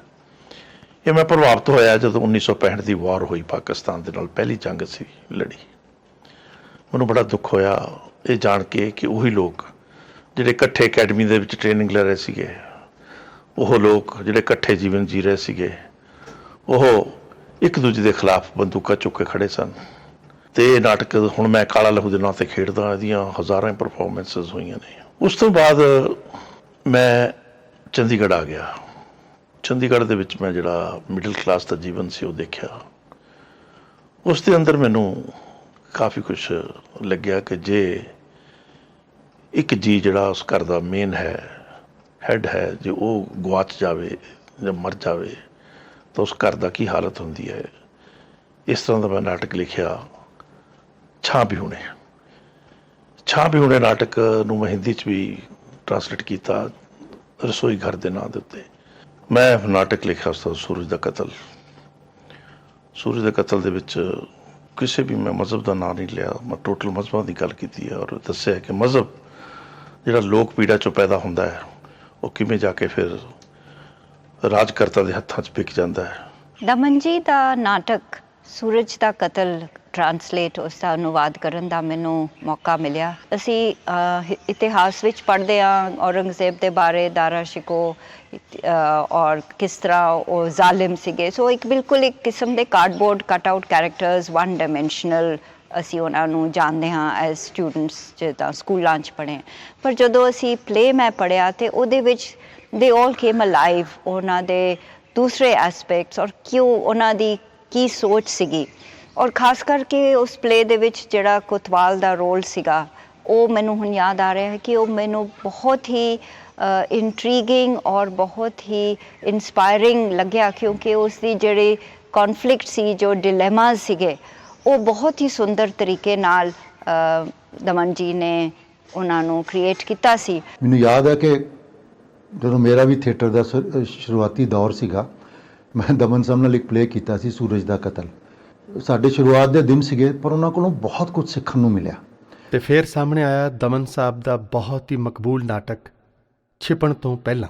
ਇਸ ਨਾਟਕ ਦੀ ਮਕਬੂਲੀਅਤ ਦਾ ਖਾਸ ਕਾਰਨ ਮੈਂ ਸਮਝਦਾ ਕਿ ਭਗਤ ਸਿੰਘ ਨੂੰ ਲੋਕਾਂ ਨੇ ਹੁਣ ਕਈ ਕੁਛ ਪੀਲੀਆਂ ਪੱਗਾਂ ਬੰਨ੍ਹਣੀਆਂ ਸ਼ੁਰੂ ਕਰਤੀਆਂ, ਜਿਹੜੀਆਂ ਜ਼ਿੰਦਗੀ 'ਚ ਕਦੇ ਪੀਲੀ ਪੱਗ ਨਹੀਂ ਬੰਨੀ। ਉਹਨੂੰ ਸੰਧੂ ਕਹਿਣਾ ਸ਼ੁਰੂ ਕਰ ਦਿੱਤਾ ਹੈ। ਕੋਈ ਨੂੰ ਸਿੱਖ ਦੇ ਤੌਰ 'ਤੇ ਦੇਖ ਰਿਹਾ, ਕੋਈ ਹਿੰਦੂ ਦੇ ਤੌਰ 'ਤੇ ਦੇਖ ਰਿਹਾ, ਕੋਈ ਉਹਦੀ ਹੈਟ ਵਾਲੀ ਨੂੰ ਉਸ ਨੂੰ ਪਸੰਦ ਕਰ ਰਿਹਾ, ਕੋਈ ਮਤਲਬ ਭਗਤ ਸਿੰਘ ਨੂੰ ਦੀ ਜਿਹੜੀ ਅਸਲ ਵਿਚਾਰਧਾਰਾ ਸੀ, ਉਸ ਵਿਚਾਰਧਾਰਾ ਨੂੰ ਲੋਕਾਂ ਤੋਂ ਦੂਰ ਕਰਕੇ ਕੁਝ ਹੋਰ ਹੀ ਬਣਾਇਆ ਜਾ ਰਿਹਾ ਹੈ। ਮੈਂ ਉਸ ਨਾਟਕ ਦੇ ਵਿੱਚ ਇਹ ਸਫਲਤਾ ਪ੍ਰਾਪਤ ਕੀਤੀ ਕਿ ਮੈਂ ਉਸ ਦੀ ਵਿਚਾਰਧਾਰਾ ਨੂੰ ਸਮਝਿਆ, ਜਿਹੜੀ ਇੱਕ ਸੋਸ਼ਲਿਸਟਿਕ ਵਿਚਾਰਧਾਰਾ ਸੀਗੀ, ਜਿਹੜੀ ਬਿਲਕੁਲ ਲੈਨਨ ਤੋਂ, ਕਾਰਲ ਮਾਰਕਸ ਤੋਂ ਪ੍ਰਭਾਵਿਤ ਸੀਗੀ, ਜਿਹੜੀ ਸੋਵੀਅਤ ਰੂਸ ਦੇ ਬਦਲ ਤੋਂ ਪ੍ਰਭਾਵਿਤ ਸੀਗੀ। ਤੁਹਾਡਾ ਮਤਲਬ ਮੈਂ ਚੰਗੀ ਤਰ੍ਹਾਂ ਸਮਝਦਾ ਹਾਂ ਖਾਨ ਸਾਹਿਬ, ਤੁਸੀਂ ਸਾਨੂੰ ਦੁਸ਼ਮਣ ਤੋਂ ਭੀਖ ਮੰਗਣ ਦੀ ਸਲਾਹ ਨਾ ਦਿਓ। ਅਸੀਂ ਆਪਣੇ ਪਿਆਰੇ ਵਤਨ ਦੀ ਆਜ਼ਾਦੀ ਦੇ ਪਰਵਾਨੇ ਹਾਂ। ਜੇ ਅੱਜ ਅਸੀਂ ਇਹ ਕਮਜ਼ੋਰੀ ਵਿਖਾ ਗਏ ਤਾਂ ਆਉਣ ਵਾਲੀਆਂ ਨਸਲਾਂ ਸਾਨੂੰ ਕਦੀ ਮਾਫ ਨਹੀਂ ਕਰਨਗੀਆਂ। ਜੇ ਅੱਜ ਦੇਸ਼ ਦਾ ਕੁਝ ਸਵਾਰ ਸਕਦੀ ਹੈ ਤਾਂ ਉਹ ਸਾਡੀ ਮੌਤ ਹੀ ਹੈ। ਕਲਾ ਦਾ ਤੇ ਵਿਚਾਰਧਾਰਾ ਦਾ ਤਵਾਜ਼ਨ ਜੇ ਸਿੱਖਣਾ ਹੋਵੇ ਤਾਂ ਨਾਟਕਕਾਰ ਦਵਿੰਦਰ ਦਮਨ ਤੋਂ ਸਿੱਖਣਾ ਚਾਹੀਦਾ। ਉਹਨੇ ਭਗਤ ਸਿੰਘ ਦਾ ਇੱਕ ਸਾਥੀ ਬੋਗਾ ਅਜਿਹਾ ਚਿਤਰਿਆ ਕਿ ਲੋਕ ਇਤਿਹਾਸ ਦੀਆਂ ਕਿਤਾਬਾਂ ਵਿੱਚ ਲੱਭਣ ਲੱਗ ਗਏ। ਕਿਵੇਂ ਕਲਪਨਾ ਯਥਾਰਥ ਬਣ ਸਕਦੀ ਹੈ, ਇਹਦਾ ਪ੍ਰਮਾਣ ਦਵਿੰਦਰ ਦਮਨ ਦੀ ਨਾਟਕਕਾਰੀ ਹੈ। ਪੰਜਾਬ ਵਿੱਚ ਪਹਿਲੀ ਵਾਰ ਆਇਆ ਕਿ ਇਨਕਲਾਬੀ ਇਤਿਹਾਸ ਨੂੰ, ਇਨਕਲਾਬੀ ਕਿਰਦਾਰਾਂ ਨੂੰ ਔਰ ਉਹਨਾਂ ਦੀ ਵਿਚਾਰਧਾਰਾ ਸਮੇਤ ਕਿਵੇਂ ਸਮਝਣਾ ਤੇ ਉਹਨਾਂ ਨੂੰ ਵਾਸਤਵਿਕ ਵੀ ਰੱਖਣਾ ਤੇ ਉਹਦੇ ਚ ਇਨਕਲਾਬੀ ਸੁਨੇਹਾ ਵੀ ਦੇਣਾ। ਇਹ ਦੋ ਗੱਲਾਂ ਇਕੱਠੀਆਂ ਕਰਨੀਆਂ ਬਹੁਤ ਔਖੀਆਂ ਸੀ। ਭਗਤ ਸਿੰਘ ਆਖਰੀ ਟਾਈਮ ਤੇ ਮਾਂ ਮਿਲਣ ਜਾਂਦੀ ਆ, ਉਹ ਭਗਤ ਸਿੰਘ ਨੂੰ ਕਹਿੰਦੀ ਆ ਕਿ ਮਾਵਾਂ ਪੁੱਤ ਮਰਨ ਵਾਸਤੇ ਨਹੀਂ ਜੰਮਦੀਆਂ ਹੁੰਦੀਆਂ। ਤੇ ਇਹ ਜਿਹੜੀ ਗੱਲ ਸੀ, ਇਹ ਬੜੀ ਵੱਡੀ ਗੱਲ ਸੀ, ਕਿਉਂਕਿ ਆਮ ਤੌਰ ਤੇ ਰੈਟਰਿਕਸ ਦੇ ਵਿੱਚ ਲੋਕ ਕਹਿੰਦੇ ਨੇ ਜੀ ਮਾਂ ਨੇ ਕਿਹਾ ਕਰੋ, ਜਾਣੀ ਕਿ ਇੱਕ ਰੀਅਲ ਸਿਚੁਏਸ਼ਨ ਦੇ ਟਕਰਾਓ ਜਿਹੜੇ ਅੰਦਰਲੇ ਥੀਏਟਰ ਦੇ ਨੇ, ਪਾਤਰਾਂ ਦੇ ਮਾਨਸਿਕ ਦਬੰਧ ਨੇ, ਉਹਨਾਂ ਨੂੰ ਵੀ ਸੰਭਾਲਣਾ ਤੇ ਨਾਲ ਦੀ ਨਾਲ ਉਹਦੀ ਇਨਕਲਾਬੀ ਜਿਹੜੀ ਲਾਈਨ ਆ ਉਹਦੇ ਤੇ ਵੀ ਪਹਿਰਾ ਦੇਣਾ। ਸੋ ਉਹਨਾਂ ਨੇ ਥੀਏਟਰ ਦੀ ਇਹ ਜੁਗਤ ਨੂੰ ਸਿਰਜਿਆ। ਛਿਪਣ ਤੋਂ ਪਹਿਲਾਂ ਦਾ ਮੁੱਖ ਨਾਇਕ ਭਗਤ ਸਿੰਘ ਦਾ ਰੋਲ ਸਭ ਤੋਂ ਪਹਿਲਾਂ ਕਰਨ ਦਾ ਮੌਕਾ ਮੈਨੂੰ ਮਿਲਿਆ। ਮੈਂ ਦਵਿੰਦਰ ਦਮਨ ਜੀ ਹੁਣਾਂ ਦੇ ਭਵਿੱਖ ਵਾਸਤੇ ਸ਼ੁਭ ਕਾਮਨਾਵਾਂ ਤੇ ਆਸ ਕਰਦਾ ਹਾਂ ਕਿ ਉਹ ਸਦਾ ਚੜ੍ਹਦੀ ਕਲਾ 'ਚ ਰਹਿਣਗੇ। 1978 ਤੋਂ ਲੈ ਕੇ 1998 ਤੱਕ ਜੋ ਸੰਤਾਪ ਪੰਜਾਬ ਨੇ ਹੰਢਾਇਆ, ਉਹਨੂੰ ਕੋਈ ਅੱਛੀ ਤਰ੍ਹਾਂ ਕਿਸੇ ਸਾਹਿਤਕ ਰਚਨਾ ਦੇ ਵਿੱਚ ਨਹੀਂ ਦੇਖਿਆ ਗਿਆ। ਮੈਂ ਇੱਕ ਪਹਿਲਾਂ ਛੋਟਾ ਜਿਹਾ ਇੱਕ ਨਾਟਕ ਲਿਖਿਆ ਸੀਗਾ, ਬਲਦੇ ਜੰਗਲ ਦੇ ਰੁੱਖ, ਲੇਕਿਨ ਉਹ 'ਚ ਉਹਦੀ ਪੂਰੀ ਸਮਾਈ ਨਹੀਂ ਸੀ ਹੋ ਸਕਦੀ। ਉਸ ਤੋਂ ਬਾਅਦ ਕੇਵਲ ਧਾਲੀਵਾਲ ਦੀ ਪ੍ਰੇਰਨਾ ਨਾਲ ਉਹਨੇ ਕਿਹਾ ਕਿ ਮੈਨੂੰ ਤੁਸੀਂ ਨਾਟਕ ਲਿਖੋ। ਇਹਦੇ ਉੱਤੇ ਕਿਸੇ ਨੇ ਨਾਟਕ ਨਹੀਂ ਲਿਖਿਆ। ਤਾਂ ਮੈਂ ਸਾਰਾ ਉਹ ਨਾਟਕ ਦੀ ਕੋਖ ਕੇ, ਉਸ ਇਤਿਹਾਸ ਨੂੰ ਕੋਖ ਕੇ, ਉਹਨਾਂ ਲੋਕਾਂ ਨੂੰ ਮਿਲੇ ਜਿਨ੍ਹਾਂ ਨੇ ਹੰਢਾਇਆ, ਜਿਨ੍ਹਾਂ 'ਚ ਅੱਤਵਾਦੀ ਵੀ ਸੀਗੇ, ਜਿਨ੍ਹਾਂ 'ਚ ਪੁਲਿਸ ਵੀ ਸੀਗੀ, ਜਿਨ੍ਹਾਂ ਦੇ ਵਿੱਚ ਉਹ ਲੋਕ ਵੀ ਸੀ ਜਿਨ੍ਹਾਂ ਉੱਤੇ ਜ਼ੁਲਮ ਦੋਵਾਂ ਪਾਸਿਆਂ ਤੋਂ ਹੋਇਆ। ਤਾਂ ਉਹ ਇੱਕ ਨਾਟਕ ਤਪਸ਼ ਦੇ ਰੂਪ ਦੇ ਵਿੱਚ ਸਾਹਮਣੇ ਆਇਆ, ਜਿਸ ਦੇ ਉੱਪਰ ਹਿੰਦੁਸਤਾਨ ਟਾਈਮਸ ਨੇ ਵੀ ਬੜਾ ਵੱਡਾ ਆਰਟੀਕਲ ਲਿਖਿਆ। ਜਦੋਂ ਪੜ੍ਹਿਆ ਗਿਆ ਕਾਫੀ ਕੁਛ ਲੋਕਾਂ ਨੇ ਉਹ ਕੁਛ ਦੇਖਿਆ, ਔਰ ਉਹ ਅੰਦਰ ਖਾਤੇ ਉਹ ਨਾਟਕ ਬੈਨ ਵੀ ਕਰ ਦਿੱਤਾ ਗਿਆ। ਮੈਂ ਪੰਜਾਬ ਦੇ ਅੱਤਵਾਦ ਦੇ ਸਮੇਂ ਦੇ ਉੱਤੇ ਕੋਈ ਨਾਟਕ ਕਰਨਾ ਚਾਹੁੰਦਾ ਸੀ, ਔਰ ਮੈਂ ਇਹਨਾਂ ਨਾਲ ਜਦੋਂ ਡਿਸਕਸ਼ਨ ਕੀਤੀ, ਔਰ ਉਸ ਡਿਸਕਸ਼ਨ ਦੇ ਵਿੱਚੋਂ ਦਮਨ ਸਾਹਿਬ ਨੇ ਇੰਨੀ ਬਿਹਤਰੀਨ ਇੱਕ ਨਾਟਕੀ ਸਕ੍ਰਿਪਟ ਦਿੱਤੀ ਜਿਹੜੀ ਕਿ ਮੇਰੇ ਡਾਇਰੈਕਟੋਰੀਅਲ ਜਿਹੜਾ ਵਰਕ ਸੀਗਾ ਉਹਦੇ ਨਾਲ ਮਿਲਦੀ ਜੁਲਦੀ ਸੀ। ਇੰਨੇ ਬੜੇ ਜੀਵਨ ਜੀ ਕੇ, ਕਾਫੀ ਸਾਰਾ ਸਾਹਿਤ ਪੜ੍ਹ ਕੇ, ਕਾਫੀ ਜ਼ਿੰਦਗੀ ਦੇ ਬਾਰੇ ਨਵਾਂ ਸਿੱਖਿਆ। ਬਹੁਤ ਸਾਰੀਆਂ ਘਟਨਾਵਾਂ ਆਪਣੀ ਜ਼ਿੰਦਗੀ 'ਚ ਵੀ ਘਟੀਆਂ ਉਸ ਤਰ੍ਹਾਂ ਦੀਆਂ। ਉਹ ਘਟਨਾਵਾਂ ਨੂੰ ਅੰਕਿਤ ਕਰਨ ਲਈ ਮੇਰੇ ਕੋਲੇ ਇੱਕ ਨਾਟਕ ਦਿਮਾਗ ਦੇ ਅੰਦਰ ਤਿਆਰ ਹੋ ਗਿਆ। ਉਹ ਸੀ ਕਤਰਾ ਕਤਰਾ ਜ਼ਿੰਦਗੀ। ਇਸ ਨਾਟਕ ਦੇ ਵਿੱਚ ਕਤਰਾ ਕਤਰਾ ਪੇਸ਼ ਹੋ ਰਹੀ ਜ਼ਿੰਦਗੀ ਨੂੰ ਪਾਠਕ ਵੀ ਤੇ ਦਰਸ਼ਕ ਵੀ ਉਹ ਸਵਾਸ ਕਰਕੇ ਇਸ ਨੂੰ ਮਾਣਦਾ ਹੈ ਤੇ ਇਹਦੇ ਨਾਲੋਂ ਇੱਕ ਪਲ ਲਈ ਵੀ ਟੁੱਟਦਾ ਨਹੀਂ। ਕਤਰਾ ਕਤਰਾ ਜ਼ਿੰਦਗੀ ਹੈ ਜਿਹੜਾ ਨਾਟਕ, ਮੈਨੂੰ ਲੱਗਦਾ ਕਿ 1990 ਤੋਂ ਬਾਅਦ ਦੇ ਪੰਜਾਬੀ ਨਾਟਕ ਦੇ ਵਿੱਚ ਇੱਕ ਮੀਲ ਪੱਥਰ ਵੀ ਆ। ਇਹ ਨਾਟਕ ਜਿਹੜਾ 1990 ਤੋਂ ਬਾਅਦ ਦੀ, ਚਾਹੇ ਉਹ ਪੰਜਾਬ ਆ, ਚਾਹੇ ਉਹ ਹਿੰਦੁਸਤਾਨ ਆ, ਤੇ ਚਾਹੇ ਉਹ ਅੰਤਰਰਾਸ਼ਟਰੀ ਪੱਧਰ ਦੀ ਸਮਾਜਿਕ, ਰਾਜਨੀਤਿਕ, ਆਰਥਿਕ ਸਥਿਤੀ ਆ, ਜਿਸ ਢੰਗ ਦੇ ਨਾਲ ਇਹ ਸਾਰੀ ਸਥਿਤੀ ਨੂੰ ਦਵਿੰਦਰ ਦਮਨ ਨੇ ਫੜਿਆ, ਮੇਰੀ ਨਜ਼ਰ 'ਚ ਅਜੇ ਤੱਕ ਪੰਜਾਬੀ ਦਾ ਕੋਈ ਵੀ ਨਾਟਕ ਆ ਜਿਹੜਾ ਉਹ ਨਹੀਂ ਨਿਕਲਿਆ ਹੈ। ਨਵੇਂ ਰੂਪ ਵਿੱਚ ਸੋਸ਼ਲਿਜ਼ਮ ਦੀ ਸਥਾਪਨਾ ਕਰ ਰਹੇ ਨੇ। ਅਸੀਂ ਭਾਰਤੀ ਮਾਰਕਸਿਸਟ ਜੋ ਆਜ਼ਾਦੀ ਤੋਂ ਬਾਅਦ ਹਮੇਸ਼ਾ ਨਵੀਆਂ ਲੋਕ ਲਹਿਰਾਂ ਸੰਗਠਿਤ ਕਰਦੇ ਰਹੇ, ਅੱਜ ਕਿਸਾਨਾਂ ਤੋਂ ਸਸਤੇ ਪਾ ਜ਼ਮੀਨਾਂ ਲੈ ਕੇ ਉੱਥੇ ਸਰਮਾਏਦਾਰਾਂ ਦੇ ਕਾਰਖਾਨੇ ਉਸਾਰ ਰਹੇ ਹਾਂ। ਇੱਥੇ ਹੀ ਬਸ ਨਹੀਂ, ਵਿਰੋਧ ਕਰਨਗੇ ਉਹਨਾਂ ਦੇ ਲਾਠੀਆਂ ਤੇ ਗੋਲੀਆਂ ਬਰਸਾ ਰਹੇ ਤੇ ਤਰੱਕੀ ਪਸੰਦ ਲਹਿਰ ਦੇ ਲੇਖਕ ਚੁੱਪ, ਕਿਉਂਕਿ ਉਹਨਾਂ ਨੂੰ ਅਜੇ ਪਾਰਟੀ ਨੇ ਹੁਕਮ ਨਹੀਂ ਦਿੱਤਾ ਕਿ ਇਸ ਬਾਰੇ ਕੀ ਲਿਖੋ। ਇਹ ਹੋਇਆ ਤੁਹਾਡਾ ਮਾਰਕਸਵਾਦ। ਦਵਿੰਦਰ ਦਮਨ ਲਈ ਇਤਿਹਾਸ ਮਨ ਭਾਉਂਦਾ ਵਿਸ਼ਾ ਹੈ, ਪਰ ਇਤਿਹਾਸ ਦੇ ਪੰਨੇ ਫਰੋਲਣ ਲੱਗਿਆਂ ਉਹ ਵਰਤਮਾਨ ਦਾ ਪੱਲਾ ਨਹੀਂ ਛੱਡਦਾ। ਇਤਿਹਾਸ ਉਸ ਲਈ ਇੱਕ ਜ਼ਿੰਦਾ ਪਾਤਰ ਹੈ। ਉਹ ਇਤਿਹਾਸ ਦੇਸ਼ ਦੀ ਆਜ਼ਾਦੀ ਲਈ ਵਿਦੇਸ਼ਾਂ ਤੋਂ ਵਤਨ ਵੱਲ ਕੂਚ ਕਰਨ ਵਾਲੇ ਗਦਰੀ ਯੋਧਿਆਂ ਦਾ ਹੋਵੇ, ਜਾਂ ਵਿਦੇਸ਼ੀ ਧਰਤੀ ਤੇ ਰੋਜ਼ੀ ਰੋਟੀ ਦੀ ਭਾਲ ਵਿੱਚ ਗਏ ਭਾਰਤੀਆਂ ਦਾ ਹੋਵੇ, ਤੇ ਪਾਣੀਆਂ ਦੀ ਹਿੱਕ ਤੇ ਵਾਪਰੇ ਭਿਆਨਕ ਦੁਖਾਂਤ ਕਾਮਾਗਾਟਾ ਮਾਰੂ ਬਾਰੇ ਹੋਵੇ, ਜਿਸ ਦਾ ਉਹ ਨਾਂ ਰੱਖਦਾ ਹੈ ਪਾਣੀਆਂ ਤੇ ਅੱਗ ਤੁਰਦੀ। ਚੁੱਲ੍ਹੇ ਅੱਗ ਨਾ ਘੜੇ ਦੇ ਵਿੱਚ ਪਾਣੀ, ਜਦੋਂ ਚਾਟੀ ਨਾਲੋਂ ਰੁੱਸ ਜੇ ਮਧਾਣੀ, ਦਾਦੀ ਭੁੱਲ ਜੇ ਪਰੀ ਦੀ ਬਾਤ ਪਾਉਣੀ, ਚਿਹਰੇ ਤੇ ਹਵਾਈ ਉੱਡਦੀ ਤਾਂ ਪਾਣੀਆਂ ਤੇ ਅੱਗ ਤੁਰਦੀ। ਮਜਬੂਰ ਹੋ ਜਾਂਦਾ ਬੰਦਾ ਆਪਣੀ ਧਰਤੀ ਨੂੰ ਛੱਡ ਕੇ ਰੋਟੀ ਰੋਜ਼ ਲਈ ਦੂਸਰੀ ਧਰਤੀ ਤੇ ਜਾਣ ਲਈ, ਸਮੁੰਦਰ ਪਾਰ ਕਰਨ ਲਈ। ਦਵਿੰਦਰ ਦਮਨ ਜਿੱਥੇ ਇੱਕ ਨਾਟਕਕਾਰ ਹੈ, ਉੱਥੇ ਉੱਚ ਕੋਟੀ ਦਾ ਰੰਗਮੰਚ ਨਿਰਦੇਸ਼ਕ ਵੀ ਹੈ, ਚੁਣੌਤੀਆਂ ਕਬੂਲਣ ਵਾਲਾ ਥੀਏਟਰ ਡਾਇਰੈਕਟਰ। ਜਦੋਂ ਕਿਹਾ ਜਾਂਦਾ ਸੀ ਕਿ ਸੰਤ ਸਿੰਘ ਸੇਖੋਂ ਦੇ ਨਾਟਕ ਸਿਰਫ ਪੜ੍ਹੇ ਜਾਣ ਵਾਲੇ ਨਾਟਕ ਹਨ, ਤਾਂ ਉਹ ਨਾਟਕ ਖੇਡਦਾ ਹੈ ਮੋਇਆਂ ਸਾਰਨਾ ਕਾਈ। ਦੋਸਤੋਵਸਕੀ ਦਾ ਨਾਵਲ ਵਾਈਟ ਨਾਈਟਸ ਇਸ ਨੂੰ ਪੰਜਾਬੀ 'ਚ ਪੇਸ਼ ਕਰਦਾ ਹੈ, ਚਿੱਟੀਆਂ ਰਾਤਾਂ। ਉਹ ਨਾਰਕੀ ਨੂੰ ਮੰਚ ਦਾ ਜਾਮਾ ਪਹਿਨਾਉਂਦਾ ਹੈ। ਉਹ ਖੁਦ ਇੱਕ ਐਕਟਰ ਹੈ, ਬਿਹਤਰੀਨ ਐਕਟਰ, ਤੇ ਆਪਣੇ ਐਕਟਰਸ ਨੂੰ ਉਹਨਾਂ ਦੇ ਕਿਰਦਾਰ ਦੇ ਹਾਣ ਦਾ ਬਣਾਉਣ ਲਈ ਉਹ ਭਰਪੂਰ ਕੋਸ਼ਿਸ਼ ਕਰਦਾ ਹੈ, ਵਾਰ-ਵਾਰ ਦੱਸਦਾ ਹੈ, ਖੁਦ ਕਰਕੇ ਦਿਖਾਉਂਦਾ ਹੈ, ਪਰ ਥੱਕਦਾ ਨਹੀਂ, ਅੱਕਦਾ ਨਹੀਂ, ਕਿਉਂਕਿ ਉਹ ਅਦਾਕਾਰੀ ਵਿੱਚ ਪੇਤਲਾਪਣ ਬਰਦਾਸ਼ਤ ਨਹੀਂ ਕਰ ਸਕਦਾ। ਉਹ ਦੇਵ ਹੈ, ਉਹ ਇੰਦਰ ਹੈ, ਉਹ ਦੇਵਿੰਦਰ ਹੈ। ਇਹਨੂੰ ਕਦੇ ਖਿੱਚ ਨਹੀਂ ਆਉਂਦੀ, ਬੜਾ ਕੂਲ ਹੋ ਕੇ ਕੰਮ ਕਰਦੇ ਨੇ ਐਜ਼ ਅ ਡਾਇਰੈਕਟਰ। ਮੈਂ ਹਰ ਬੰਦੇ ਨੂੰ ਕਿਸੇ ਨਾ ਕਿਸੇ ਕਦੇ ਨਾ ਕਦੇ ਜ਼ਰੂਰ, ਕਦੇ ਆਰਟਿਸਟਾਂ ਤੇ ਖਿੱਚਦੇ, ਕਦੇ ਉਹ ਖਿੱਚ ਆਪਣੇ ਆਪ ਤੇ ਉਤਾਰਦੇ, ਆਪਣੇ ਵਾਲਾਂ ਤੱਕ ਪੁੱਟਦੇ ਵੇਖਿਆ। ਪਰ ਇਹ ਜਿਹੜਾ ਇਨਸਾਨ ਹੈ, ਇਹ ਆਪਣੇ ਆਰਟਿਸਟ ਨਾਲ ਕਦੇ ਵੀ ਖਿੱਚਦਾ ਨਹੀਂ ਹੈ। ਇਹ ਇੰਨਾ ਕੂਲ ਰਹਿ ਕੇ ਆਰਟਿਸਟ ਦੇ ਮਨ ਦੇ ਵਿੱਚ ਉਤਰ ਜਾਂਦਾ ਹੈ ਕਿ ਆਰਟਿਸਟ ਨੂੰ ਮਜਬੂਰ ਹੋਣਾ ਪੈ ਜਾਂਦਾ ਹੈ ਕਿ ਜੋ ਇਹ ਸਾਥੋਂ ਚਾਹ ਰਿਹਾ ਹੈ ਉਹ ਅਸੀਂ ਕਰਕੇ ਵਿਖਾਈਏ। ਉਹ ਇੱਕ ਵਧੀਆ ਨਾਟਕਕਾਰ, ਇੱਕ ਵਧੀਆ ਨਾਟਕ ਨਿਰਦੇਸ਼ਕ ਤੇ ਇੱਕ ਅਦਾਕਾਰ ਤਾਂ ਹੈ ਹੀ, ਇਹਦੇ ਨਾਲ ਉਹ ਇੱਕ ਬਹੁਤ ਵਧੀਆ ਅਧਿਆਪਕ ਵੀ ਹੈਗੇ ਆ, ਕਿਉਂਕਿ ਉਹ ਇੱਕ ਵਿਲੱਖਣ ਢੰਗ ਨਾਲ ਅਦਾਕਾਰੀ ਦੇ ਉਹ ਗੁਰ ਸਿਖਾਉਂਦੇ ਆ ਬਹੁਤ ਬਰੀਕੀ ਨਾਲ। ਉਹ ਬੜੇ ਹੀ ਠਰਮੇ ਨਾਲ ਐਕਟਰ ਤੋਂ ਕੰਮ ਲੈਂਦੇ ਨੇ, ਉਹ ਇਸ ਕਰਕੇ ਕਿਉਂਕਿ ਉਹਨਾਂ ਨੂੰ ਧਾਰਨਾ ਯਾਨੀ ਕਨਸੈਪਟ ਬਾਰੇ ਪੂਰੀ ਤਰ੍ਹਾਂ ਸਪਸ਼ਟਤਾ ਕਲੈਰਿਟੀ ਹੁੰਦੀ ਹੈ। ਉਹਨਾਂ ਦੀ ਇੱਕ ਯੋਗਿਕ ਸਟਾਈਲ ਆਫ ਐਕਟਿੰਗ ਜਿਹੜਾ ਉਹਨਾਂ ਨੇ ਇਵੋਲਵ ਕੀਤਾ, ਉਹ ਸਾਡੇ ਲਈ ਇੱਕ ਬਹੁਤ ਹੀ ਨਵੀਨ ਤੇ ਬਹੁਤ ਹੀ ਇਨਰਿਚਿੰਗ ਲਰਨਿੰਗ ਐਕਸਪੀਰੀਅੰਸ ਰਿਹਾ। ਦੂਸਰੇ ਦੇਸ਼ਾਂ ਦੇ ਵਿੱਚ ਜਦੋਂ ਹੁਣ ਮੈਂ ਉਸ ਟੈਕਨੀਕ ਨੂੰ ਲੈ ਕੇ ਜਾਂਦਾ ਤਾਂ ਮੈਂ ਖਾਸ ਤੌਰ ਤੇ ਅਮਰੀਕਾ ਦੇ ਵਿੱਚ ਕਈ ਵਰਕਸ਼ਾਪਸ ਲਾਈਆਂ ਨੇ, ਜਿੱਥੇ ਮੈਂ Spanish, American, Italian, Nigerian theatre ਤੇ ਫਿਲਮੀ ਗਰੁੱਪਾਂ ਨੂੰ ਟ੍ਰੇਨਿੰਗ ਦਿੱਤੀ ਹੈ।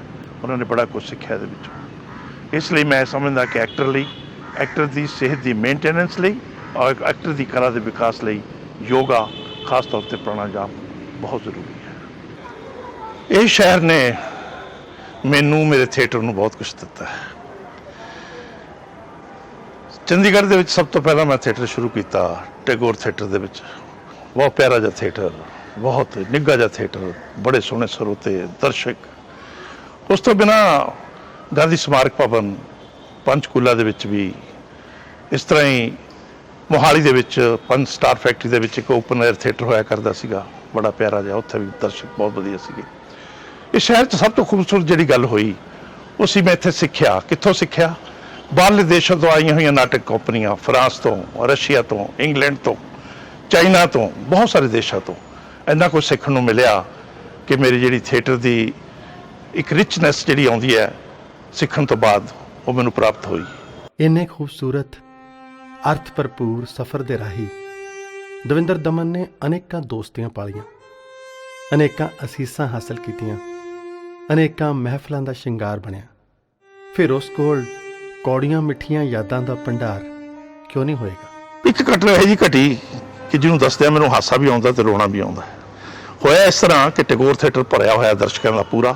ਟੈਗੋਰ ਸ਼ਤਾਬਦੀ ਮਨਾਈ ਜਾ ਰਹੀ ਸੀਗੀ, ਉਹਦੇ ਉਸ ਮੇਲੇ ਦੇ ਵਿੱਚ ਇੱਕ ਨਾਟਕ ਸਾਡਾ ਵੀ ਸੀਗਾ। ਜਿਹੜਾ ਸਾਡਾ ਮੇਨ ਹੀਰੋ ਸੀਗਾ ਉਹ ਐਨ ਪਰਦਾ ਚੁੱਕਣ ਵੇਲੇ ਗਾਇਬ ਹੋ ਗਿਆ।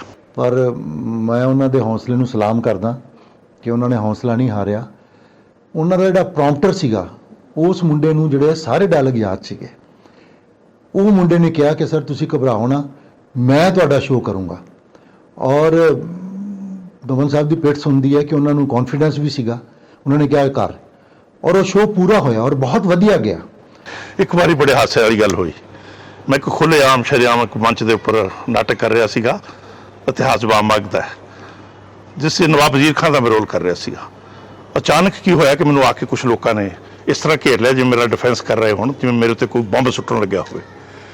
ਉਸ ਵਕਤ ਮੈਂ ਦੇਖਿਆ ਕਿ ਇੱਕ ਨਿਹੰਗ ਸਿੰਘ ਨੂੰ ਕੁੱਟ ਰਹੇ ਸੀ। ਕਾਰਨ ਕੀ ਸੀਗਾ ਕਿ ਉਸਨੇ ਮੈਨੂੰ ਨਵਾਬ, ਸੱਚੀ ਮੁੱਚ ਦਾ ਨਵਾਬ ਵਜ਼ੀਰ ਖਾਨ ਸਮਝ ਕੇ ਮੇਰੇ ਉੱਪਰ ਬਰਛਾ ਭਗਾ ਕੇ ਮਾਰਿਆ ਔਰ ਉਹ ਮੇਰੇ ਕਹਿੰਦੇ ਕੰਨ ਦੇ ਕੋਲ ਦੀ ਲੰਘ ਕੇ ਚਲਾ ਗਿਆ। ਵੈਸੇ ਤਾਂ ਹਾਸੇ ਵਾਲੀ ਗੱਲ ਹੈ, ਪਰ ਜੇ ਲੱਗ ਜਾਂਦਾ ਤਾਂ ਦੇਖੋ ਤਾਂ ਕੀ ਹਾਲ ਹੁੰਦਾ। ਪਰ ਇਹਦੇ ਵਿੱਚ ਖੂਬਸੂਰਤ ਗੱਲ ਇਹ ਹੈਗੀ ਹੈ ਕਿ ਇੱਕ ਐਕਟਰ ਨੂੰ ਇਦੋਂ ਵੱਡਾ ਕੀ ਇਨਾਮ ਮਿਲ ਸਕਦਾ ਹੈ। ਮੈਂ ਦਮਨ ਸਾਹਿਬ ਨੂੰ ਬਹੁਤ ਹੀ ਬਿਹਤਰੀਨ ਇਨਸਾਨ ਦੇ ਤੌਰ ਤੇ ਵੇਖਿਆ। ਜਿਵੇਂ ਉਹਨਾਂ ਨੇ ਸਾਰੀ ਜ਼ਿੰਦਗੀ ਸੰਘਰਸ਼ ਕੀਤਾ ਵਾ, ਉਸ ਸੰਘਰਸ਼ ਦੇ ਵਿੱਚ ਨਾਲ ਥੀਏਟਰ ਦੇ ਵਿੱਚ ਵੀ ਸੰਘਰਸ਼ ਕੀਤਾ, ਪਰ ਉਸ ਦੇ ਬਾਵਜੂਦ ਉਹ ਡੋਲੇ ਨਹੀਂ ਕਦੇ। ਉਹਨਾਂ ਨੇ ਆਪਣੀ ਅੰਦਰਲੀ ਜਿਹੜੀ ਇਨਸਾਨੀਅਤ ਸੀਗੀ ਉਸ ਨੂੰ ਮਰਨ ਨਹੀਂ ਦਿੱਤਾ, ਉਸ ਨੂੰ ਜ਼ਿੰਦਾ ਰੱਖਿਆ। ਇਸ ਜ਼ਿੰਦਾ ਦਿਲ ਇਨਸਾਨ ਦੀ ਬੁਲੰਦੀ ਨੂੰ ਸਲਾਮ, ਉਸ ਦੀ ਕਲਮ ਨੂੰ ਪ੍ਰਣਾਮ, ਉਸ ਦੀ ਕਲਾ ਦੇ ਬਾਰੇ ਜਾਈਏ। ਉਸ ਦਾ ਕਾਰਜ ਖੇਤਰ ਬੜਾ ਵਸੀਹ ਹੈ। ਉਹ 7 ਸਮੁੰਦਰ ਪਾਰ ਜਾ ਕੇ ਸਾਡਾ ਪੰਜਾਬੀਆਂ ਦਾ ਸਿਰ ਉੱਚਾ ਕਰਦਾ ਹੈ। ਹਾਲੀਵੁੱਡ ਲਈ ਫਿਲਮਾਂ ਲਿਖਦਾ ਹੈ, ਇੰਗਲਿਸ਼ ਫਿਲਮਾਂ ਵਿੱਚ ਐਕਟਿੰਗ ਕਰਦਾ ਹੈ, ਅੰਤਰਰਾਸ਼ਟਰੀ ਸੈਮੀਨਾਰਾਂ ਵਿੱਚ ਉਹ ਚੁਣਿੰਦਾ ਐਕਸਪਰਟਸ ਦੀ ਕਤਾਰ ਵਿੱਚ ਖੜਾ ਆਪਣੀ ਵਿਦਵਤਾ ਦਾ ਜਲੌ ਵਿਖਾਉਂਦਾ ਹੈ। ਉਹ ਜ਼ਿੰਦਗੀ ਨੂੰ ਮਾਣਦਾ ਹੈ। ਉਸ ਦੇ ਅੰਦਰ ਦਾ ਬੱਚਾ ਹਾਲੇ ਜ਼ਿੰਦਾ ਹੈ। ਉਸ ਦੇ ਅੰਦਰ ਦਾ ਗੱਭਰੂ ਹਾਲੇ ਵੀ ਅੰਗੜਾਈਆਂ ਲੈਂਦਾ ਹੈ। ਉਸ ਦੀ ਮੁਸਕਰਾਹਟ ਹਾਲੇ ਵੀ ਕਤਲ ਕਰਨ ਦੇ ਸਮਰੱਥ ਹੈ। ਉਹ ਮੁਹੱਬਤੀ ਇਨਸਾਨ ਹੈ। ਮੁਹੱਬਤਾਂ ਬਿਖੇਰਨ ਵਾਲੇ ਪਿਆਰੇ ਦਵਿੰਦਰ ਨੂੰ ਕੁਝ ਸਵਾਲ ਕਰਨ ਲਈ ਸ਼ਾਇਦ ਇਜਾਜ਼ਤ ਨਹੀਂ ਲੈਣੀ ਪਏ। ਸਾਹਿਤ ਲੋਕਾਂ ਨਾਲ ਕਿਵੇਂ ਜੁੜ ਸਕਦਾ ਹੈ? ਮੈਂ ਸਮਝਣਾ ਔਰ ਤਜਰਬਾ ਕਰਕੇ ਦੇਖਿਆ, ਜਿਹੜੀਆਂ ਕਿਤਾਬਾਂ ਸ਼ੈਲਫਾਂ ਦੇ ਵਿੱਚ ਪਈਆਂ ਨੇ ਉਹਨਾਂ ਨੂੰ 20 ਪਾਠਕ ਨੂੰ ਮਿਲ ਜਾਣਗੇ ਉਹਨਾਂ ਕਿਤਾਬਾਂ ਨੂੰ, ਪਰ ਜੇ ਲੋਕਾਂ ਵਿੱਚ ਸਾਹਿਤ ਲਿਜਾਣਾ ਹੈ, ਤਾਂ ਮੈਂ ਸਮਝਦਾ ਕਿ ਰੰਗਮੰਚ ਇੱਕ ਸਭ ਤੋਂ ਵਧੀਆ ਮਾਧਿਅਮ ਹੈ। ਕੀ ਲੇਖਕ ਜਾਂ ਕਲਾਕਾਰ ਨੂੰ ਕਿਸੇ ਵੀ ਤਰ੍ਹਾਂ ਦੀ ਸਿਆਸੀ ਪਾਰਟੀ ਦੇ ਡਿਸਪਲਿਨ ਅਧੀਨ ਕੰਮ ਕਰਨਾ ਚਾਹੀਦਾ ਹੈ? ਮੈਂ ਸਮਝਦਾ ਨਹੀਂ। ਲੇਖਕ ਨੂੰ, ਕਲਾਕਾਰ ਨੂੰ ਬਿਲਕੁਲ ਇੰਡੀਪੈਂਡੈਂਟ ਹੋ ਕੇ ਜਿਉਣਾ ਚਾਹੀਦਾ ਹੈ। ਰੰਗਮੰਚ ਦੀ ਸੱਚਮੁੱਚ ਸਮਾਜ ਨੂੰ ਕੋਈ ਲੋੜ ਹੈ ਜਾਂ ਅਸੀਂ ਰੰਗਕਰਮੀ ਐਵੇਂ ਕੋਈ ਭਰਮ ਪਾਲੀ ਬੈਠੇ ਹਾਂ? ਮੇਰੇ ਖਿਆਲ ਦੇ ਵਿੱਚ ਰੰਗਮੰਚ ਦੀ ਹਮੇਸ਼ਾ ਹੀ ਲੋੜ ਰਹੀ ਹੈ। ਇਨਸਾਨ ਦਾ ਜਨਮ ਹੀ ਰੰਗਮੰਚ ਦੇ ਨਾਲ ਹੋਇਆ ਹੈ। ਜਦੋਂ ਪੁਰਾਣੇ ਕਬੀਲੇ ਬੈਠ ਕੇ ਸ਼ਿਕਾਰ ਮਾਰ ਕੇ ਅੱਗ ਦੇ ਦੁਆਲੇ ਸੇਕ ਰਹੇ ਹੁੰਦੇ ਸੀਗੇ ਸ਼ਿਕਾਰ ਨੂੰ, ਤਾਂ ਉੱਥੇ ਉਹ ਪੁੱਛਦੇ ਸੀ ਇੱਕ ਦੂਜੇ ਨੂੰ ਇਸ਼ਾਰਿਆਂ ਦੇ ਨਾਲ, ਭਾਸ਼ਾ ਵੀ ਨਹੀਂ ਸੀ ਹੁੰਦੀ, ਕਿ ਕਿਉਂ ਬਈ ਇਹ ਕਿਸ ਤਰ੍ਹਾਂ ਮਾਰਿਆ। ਤਾਂ ਇੱਕ ਬੰਦਾ ਜਿਹੜਾ ਨਾਲ ਦਾ ਸ਼ਿਕਾਰੀ ਹੁੰਦਾ ਸੀ ਉੱਠ ਕੇ ਉਹਦੇ ਅੱਗੇ ਹਿਰਨ ਬਣ ਕੇ ਦੌੜਦਾ ਸੀ ਤੇ ਦੂਸਰਾ ਐਕਸ਼ਨ ਦੇ ਕਰਕੇ ਦੱਸਦਾ ਸੀ ਤੀਰ ਕਮਾਨ ਖਿੱਚ ਕੇ ਕਿ ਮੈਂ ਇਸ ਤਰ੍ਹਾਂ ਮਾਰਿਆ। ਰੰਗਮੰਚ ਸ਼ੁਰੂਆਤ ਹੈ ਜ਼ਿੰਦਗੀ ਦੀ। ਰੰਗਮੰਚ ਹਮੇਸ਼ਾ ਹੀ ਰਿਹਾ ਹੈ ਕਿਸੇ ਨਾ ਕਿਸੇ ਰੂਪ ਦੇ ਵਿੱਚ। ਔਰ ਮੈਂ ਤੁਹਾਨੂੰ ਇੱਕ ਬੜੀ ਖੂਬਸੂਰਤ ਗੱਲ ਦੱਸਦਾ ਕਿ ਗ੍ਰੀਕ, ਜਿਸ ਨੇ ਡੈਮੋਕ੍ਰੇਸੀ, ਸਭ ਤੋਂ ਪਹਿਲਾਂ ਡੈਮੋਕ੍ਰੇਸੀ ਗ੍ਰੀਕ ਦੇ ਵਿੱਚ ਆਉਂਦੀ ਹੈ ਦੁਨੀਆ ਦੇ ਇਤਿਹਾਸ ਦੇ ਵਿੱਚ। ਗ੍ਰੀਕ ਦੀ ਡੈਮੋਕ੍ਰੇਸੀ ਰੰਗਮੰਚ ਦੀ ਉਪਜ ਹੈ। ਦਮਨ ਸਾਹਿਬ, ਕੀ ਤੁਸੀਂ ਆਪਣੀ ਹੁਣ ਤੱਕ ਦੀ ਜ਼ਿੰਦਗੀ ਤੋਂ ਸੰਤੁਸ਼ਟ ਹੋ? ਮੈਂ ਆਪਣੇ ਜੀਵਨ ਤੋਂ ਪੂਰੀ ਤਰ੍ਹਾਂ ਸੰਤੁਸ਼ਟ ਹਾਂ, ਕਿਉਂਕਿ ਮੈਂ ਜੀਵਨ ਵਿੱਚ ਜੋ ਸੁਪਨਾ ਲਿਆ ਸੀਗਾ, ਮੈਂ ਉਸ ਸੁਪਨੇ ਨੂੰ ਪੂਰਾ ਕਰਨ ਦੀ ਹਰ ਵੇਲੇ ਕੋਸ਼ਿਸ਼ ਵਿੱਚ ਰਿਹਾ ਹਾਂ, ਕਰ ਰਿਹਾ ਹਾਂ, ਕਰਦਾ ਰਹਾਂਗਾ। ਕੁਝ ਐਸਾ ਜੋ ਲਿਖਣਾ ਬਾਕੀ ਹੈ ਹਾਲੇ? ਸਭ ਤੋਂ ਪਹਿਲਾਂ ਤਾਂ ਮੈਂ ਜਿਹੜਾ ਭਗਤ ਸਿੰਘ ਦਾ ਨਾਟਕ ਹੈ ਨਾ, ਉਹ ਮੈਨੂੰ ਬੜਾ ਅਧੂਰਾ ਜਿਹਾ ਲੱਗਦਾ ਹੈ। ਭਾਵੇਂ ਲੋਕਾਂ 'ਚ ਕਾਫੀ ਪ੍ਰਚਲਿਤ ਹੋਇਆ, ਪਪੂਲਰ ਹੋਇਆ, ਲੇਕਿਨ ਜਦੋਂ ਮੈਂ ਲਿਖਿਆ ਸੀ ਬੜਾ ਕਾਹਲੀ ਵਿੱਚ ਲਿਖਿਆ ਸੀ ਤੇ ਬੜਾ ਕੁਝ ਲਿਖਣ ਤੋਂ ਵਿੱਚ ਰਹਿ ਗਿਆ। ਦੂਜਾ, ਮੈਂ ਮਰਦਾਨੇ ਉੱਪਰ ਕੋਈ ਕੰਮ ਕਰਨਾ ਚਾਹੁੰਦਾ। ਮੇਰਾ ਭਾਵ ਹੈ ਕਿ ਗੁਰੂ ਨਾਨਕ ਦੇ ਉੱਤੇ ਕੰਮ ਕਰਨ ਤੋਂ। ਜਿਸ ਤਰੀਕੇ ਨਾਲ ਸਾਡੇ ਕੱਟੜਪੰਥੀਆਂ ਨੇ ਰੋਲਿਆ ਹੈ, ਜਿਹੜੀ ਸ਼ਰਧਾ ਅੰਨੀ ਲੋਕਾਂ ਦੇ ਵਿੱਚ ਭਰੀ ਹੈ, ਉਹ ਗੁਰੂ ਨਾਨਕ ਦੇ ਜਿਹੜੇ ਮੁੱਢਲੇ ਵਿਚਾਰ ਨੇ, ਜੋ ਤਰਕਸ਼ੀਲਤਾ ਹੈ, ਜੋ ਉਹਨਾਂ ਦੀ ਵਿਗਿਆਨਕ ਸੋਚ ਹੈ, ਉਹ ਡੁੱਬ ਕੇ ਰਹਿ ਗਈ ਹੈ। ਸੋ ਮੈਂ ਮਰਦਾਨੇ ਰਾਹੀਂ ਉਹ ਗੱਲਾਂ ਲਿਆਉਣੀਆਂ ਚਾਹੁੰਦਾ। ਜਿਹੜਾ ਇਹਨਾਂ ਦਾ ਸਾਇੰਟੀਫਿਕ ਟੈਂਪਰਾਮੈਂਟ ਹੈ, ਸ਼ੁਰੂ ਤੋਂ ਇਹਨਾਂ ਦਾ ਹੈ ਕਿ ਤਰਕਸ਼ੀਲ ਜਿਹੜੀ ਹੈ ਸੋਚ ਦੇ ਨਾਲ ਲਿਖਿਆ ਜਾਵੇ, ਤਰਕਸ਼ੀਲ ਸੋਚ ਦੇ ਨਾਲ ਹੀ ਖੇਡਿਆ ਜਾਵੇ, ਤਰਕਸ਼ੀਲ ਸੋਚ ਦੇ ਨਾਲ ਹੀ ਉਹ ਲੋਕਾਂ ਤੱਕ ਗੱਲ ਪਹੁੰਚੇ। ਤੀਸਰਾ, ਮੈਂ ਇੱਕ ਡਾਇਵੋਰਸਿਸ ਕਲੱਬ, ਉਹਦਾ ਨਾਮ ਨਾਟਕ ਦਾ ਰੱਖਣਾ ਚਾਹੁੰਦਾ। ਸਾਡੇ ਦੇਸ਼ ਵਿੱਚ ਵੀ, ਬਾਹਰਲੇ ਦੇਸ਼ਾਂ ਵਿੱਚ ਵੀ, ਬਾਹਰਲੇ ਤਾਂ ਖਾਸ ਤੌਰ 'ਤੇ ਡਾਇਵੋਰਸ ਹੋਣਾ ਮਾਮੂਲੀ ਗੱਲ ਹੁੰਦੀ ਹੈ, ਪਰ ਹੁਣ ਸਾਡੇ ਵੀ ਇਹ ਕਾਫੀ ਰਿਵਾਜ ਹੋ ਗਿਆ ਹੈ। ਪਰ ਇਹ ਸਭ ਕੁਛ ਨੂੰ ਦਿਖਾਉਂਦੇ ਹੋਏ ਇੱਕ ਬੜਾ ਵੱਡਾ ਘੇਰਾ ਸਮਾਜ ਦਾ, ਜਿਹਦੇ ਵਿੱਚ ਆਰਥਿਕਤਾ ਵੀ ਆ ਸਕਦੀ ਹੈ, ਜਿਸ ਦੇ ਵਿੱਚ ਰਾਜਨੀਤੀ ਵੀ ਆ ਸਕਦੀ ਹੈ, ਜਿਸ ਦੇ ਵਿੱਚ ਹੋਰ ਵੀ ਸਮਾਜ ਦੇ ਬਹੁਤ ਸਾਰੇ ਪੱਖ ਆ ਸਕਦੇ ਨੇ। ਦਵਿੰਦਰ ਦਮਨ, ਰਾਸ਼ਟਰੀ ਅੰਤਰਰਾਸ਼ਟਰੀ ਰਾਹਾਂ ਦਾ ਪਾਂਧੀ। ਦਮਨ ਜੋ ਦਮਨ ਸਹਿੰਦਾ ਵੀ ਰਿਹਾ ਤੇ ਖੁਦ ਆਪਣੇ ਆਪ ਤੇ ਦਮਨ ਕਰਦਾ ਵੀ ਰਿਹਾ। ਦਮਨ ਸਤਿਕਾਰ ਦਾ ਪਾਤਰ ਹੈ। ਦਮਨ ਸਾਡਾ ਮਾਣ ਹੈ। ਦਮਨ ਸਾਡੇ ਅਸਲ ਸੱਚ ਦਾ ਬਿੰਬ ਹੈ। ਆਦਰਸ਼ਕ ਨਹੀਂ, ਪਰ ਆਕਰਸ਼ਕ ਜ਼ਰੂਰ ਹੈ। ਉਹ ਦਮਨ ਹੈ। ਦਮਨ, ਤੁਸੀਂ ਜੰਗਲ ਵੇਲੇ ਪੁੱਟ ਦਿਓ, ਬਿਰਖ ਸਾੜ ਦਿਓ, ਹਰਿਆਲੀ ਭਸਮ ਕਰ ਦਿਓ, ਪਰ ਉਹ ਕੋਈ ਨਾ ਕੋਈ ਟਾਹਣੀ ਲੱਭ ਹੀ ਲਏਗਾ ਜਿਸ ਤੇ ਬੈਠ ਕੇ ਆਪਣੇ ਵਾਰਸਾਂ ਨੂੰ ਹੋਕਾ ਦੇ ਸਕੇ। ਤਿੱਤਰ ਬੋਲਦਾ ਸੀ, ਤਿੱਤਰ ਬੋਲਦਾ ਹੈ ਤੇ ਤਿੱਤਰ ਬੋਲਦਾ ਰਹੇ। ਡੰਡੀਆਂ ਬਦਲ ਗਈਆਂ, ਰਾਹ ਬਦਲ ਗਏ ਤੇਰੇ ਮੇਰੇ ਪਿੰਡ ਦੇ, ਰਾਹ ਬਦਲ ਗਏ, ਡੰਡੀਆਂ ਬਦਲ ਗਈਆਂ, ਰਾਹ ਬਦਲ ਗਏ ਤੇਰੇ ਮੇਰੇ ਪਿੰਡ ਦੇ, ਰਾਹ ਬਦਲ ਗਏ। ਬਦਲ ਪ੍ਰੀਤਾਂ ਗਈਆਂ, ਪ੍ਰੀਤ ਦੀਆਂ ਰੀਤਾਂ ਗਈਆਂ, ਬਦਲ ਪ੍ਰੀਤਾਂ ਗਈਆਂ, ਪ੍ਰੀਤ ਦੀਆਂ ਰੀਤਾਂ ਗਈਆਂ। ਜੱਗ ਪਿਆਰ ਪੈਸੇ ਨਾਲ ਤੋਲਦਾ, ਕਣਕਾਂ ਵਿੱਚ ਕਿਧਰੇ ਕਣਕਾਂ ਦੇ ਓਲੇ, ਹਾਲੇ ਵੀ ਤਿੱਤਰ ਬੋਲਦਾ। ਡੰਡੀਆਂ ਬਦਲ ਗਈਆਂ, ਰਾਹ ਬਦਲ ਗਏ। ਯਾਦ ਮੈਨੂੰ ਆਵੇ ਪਹਿਲੀ ਛੋ ਤੇਰੇ ਹੱਥ ਦੀ, ਸਾਈਕਲ ਦੀ ਚੇਨ ਵਿੱਚੋਂ ਚੁੰਨੀ ਨਹੀਂ ਸੀ ਲੱਥਦੀ। ਯਾਦ ਮੈਨੂੰ ਆਵੇ ਪਹਿਲੀ ਛੋ ਤੇਰੇ ਹੱਥ ਦੀ, ਸਾਈਕਲ ਦੀ ਚੇਨ ਵਿੱਚੋਂ ਚੁੰਨੀ ਨਹੀਂ ਸੀ ਲੱਥਦੀ। ਉਹਦੀ ਕੋਸੀ ਧੁੱਪ ਜਹੀ ਛਾ ਗਈ ਸੀ ਚੁੱਪ ਜਹੀ, ਦਿਲ ਰਿਹਾ ਪਾਰੇ ਵਾਂਗੂ ਡੋਲਦਾ। ਕਣਕਾਂ ਵਿੱਚ ਕਿਧਰੇ ਕਣਕਾਂ ਦੇ ਓਲੇ, ਹਾਲੇ ਵੀ ਤਿੱਤਰ ਬੋਲਦਾ। ਮੱਚਦਿਆਂ ਮਹਿਲਾਂ ਵਿੱਚ ਸੁਪਨੇ ਸਜਾਏ ਸੀ, ਤਿਤਲੀ ਦੇ ਖੰਭਾਂ ਉੱਤੇ ਹਲ ਫੁੱਲ ਖਾਏ ਸੀ।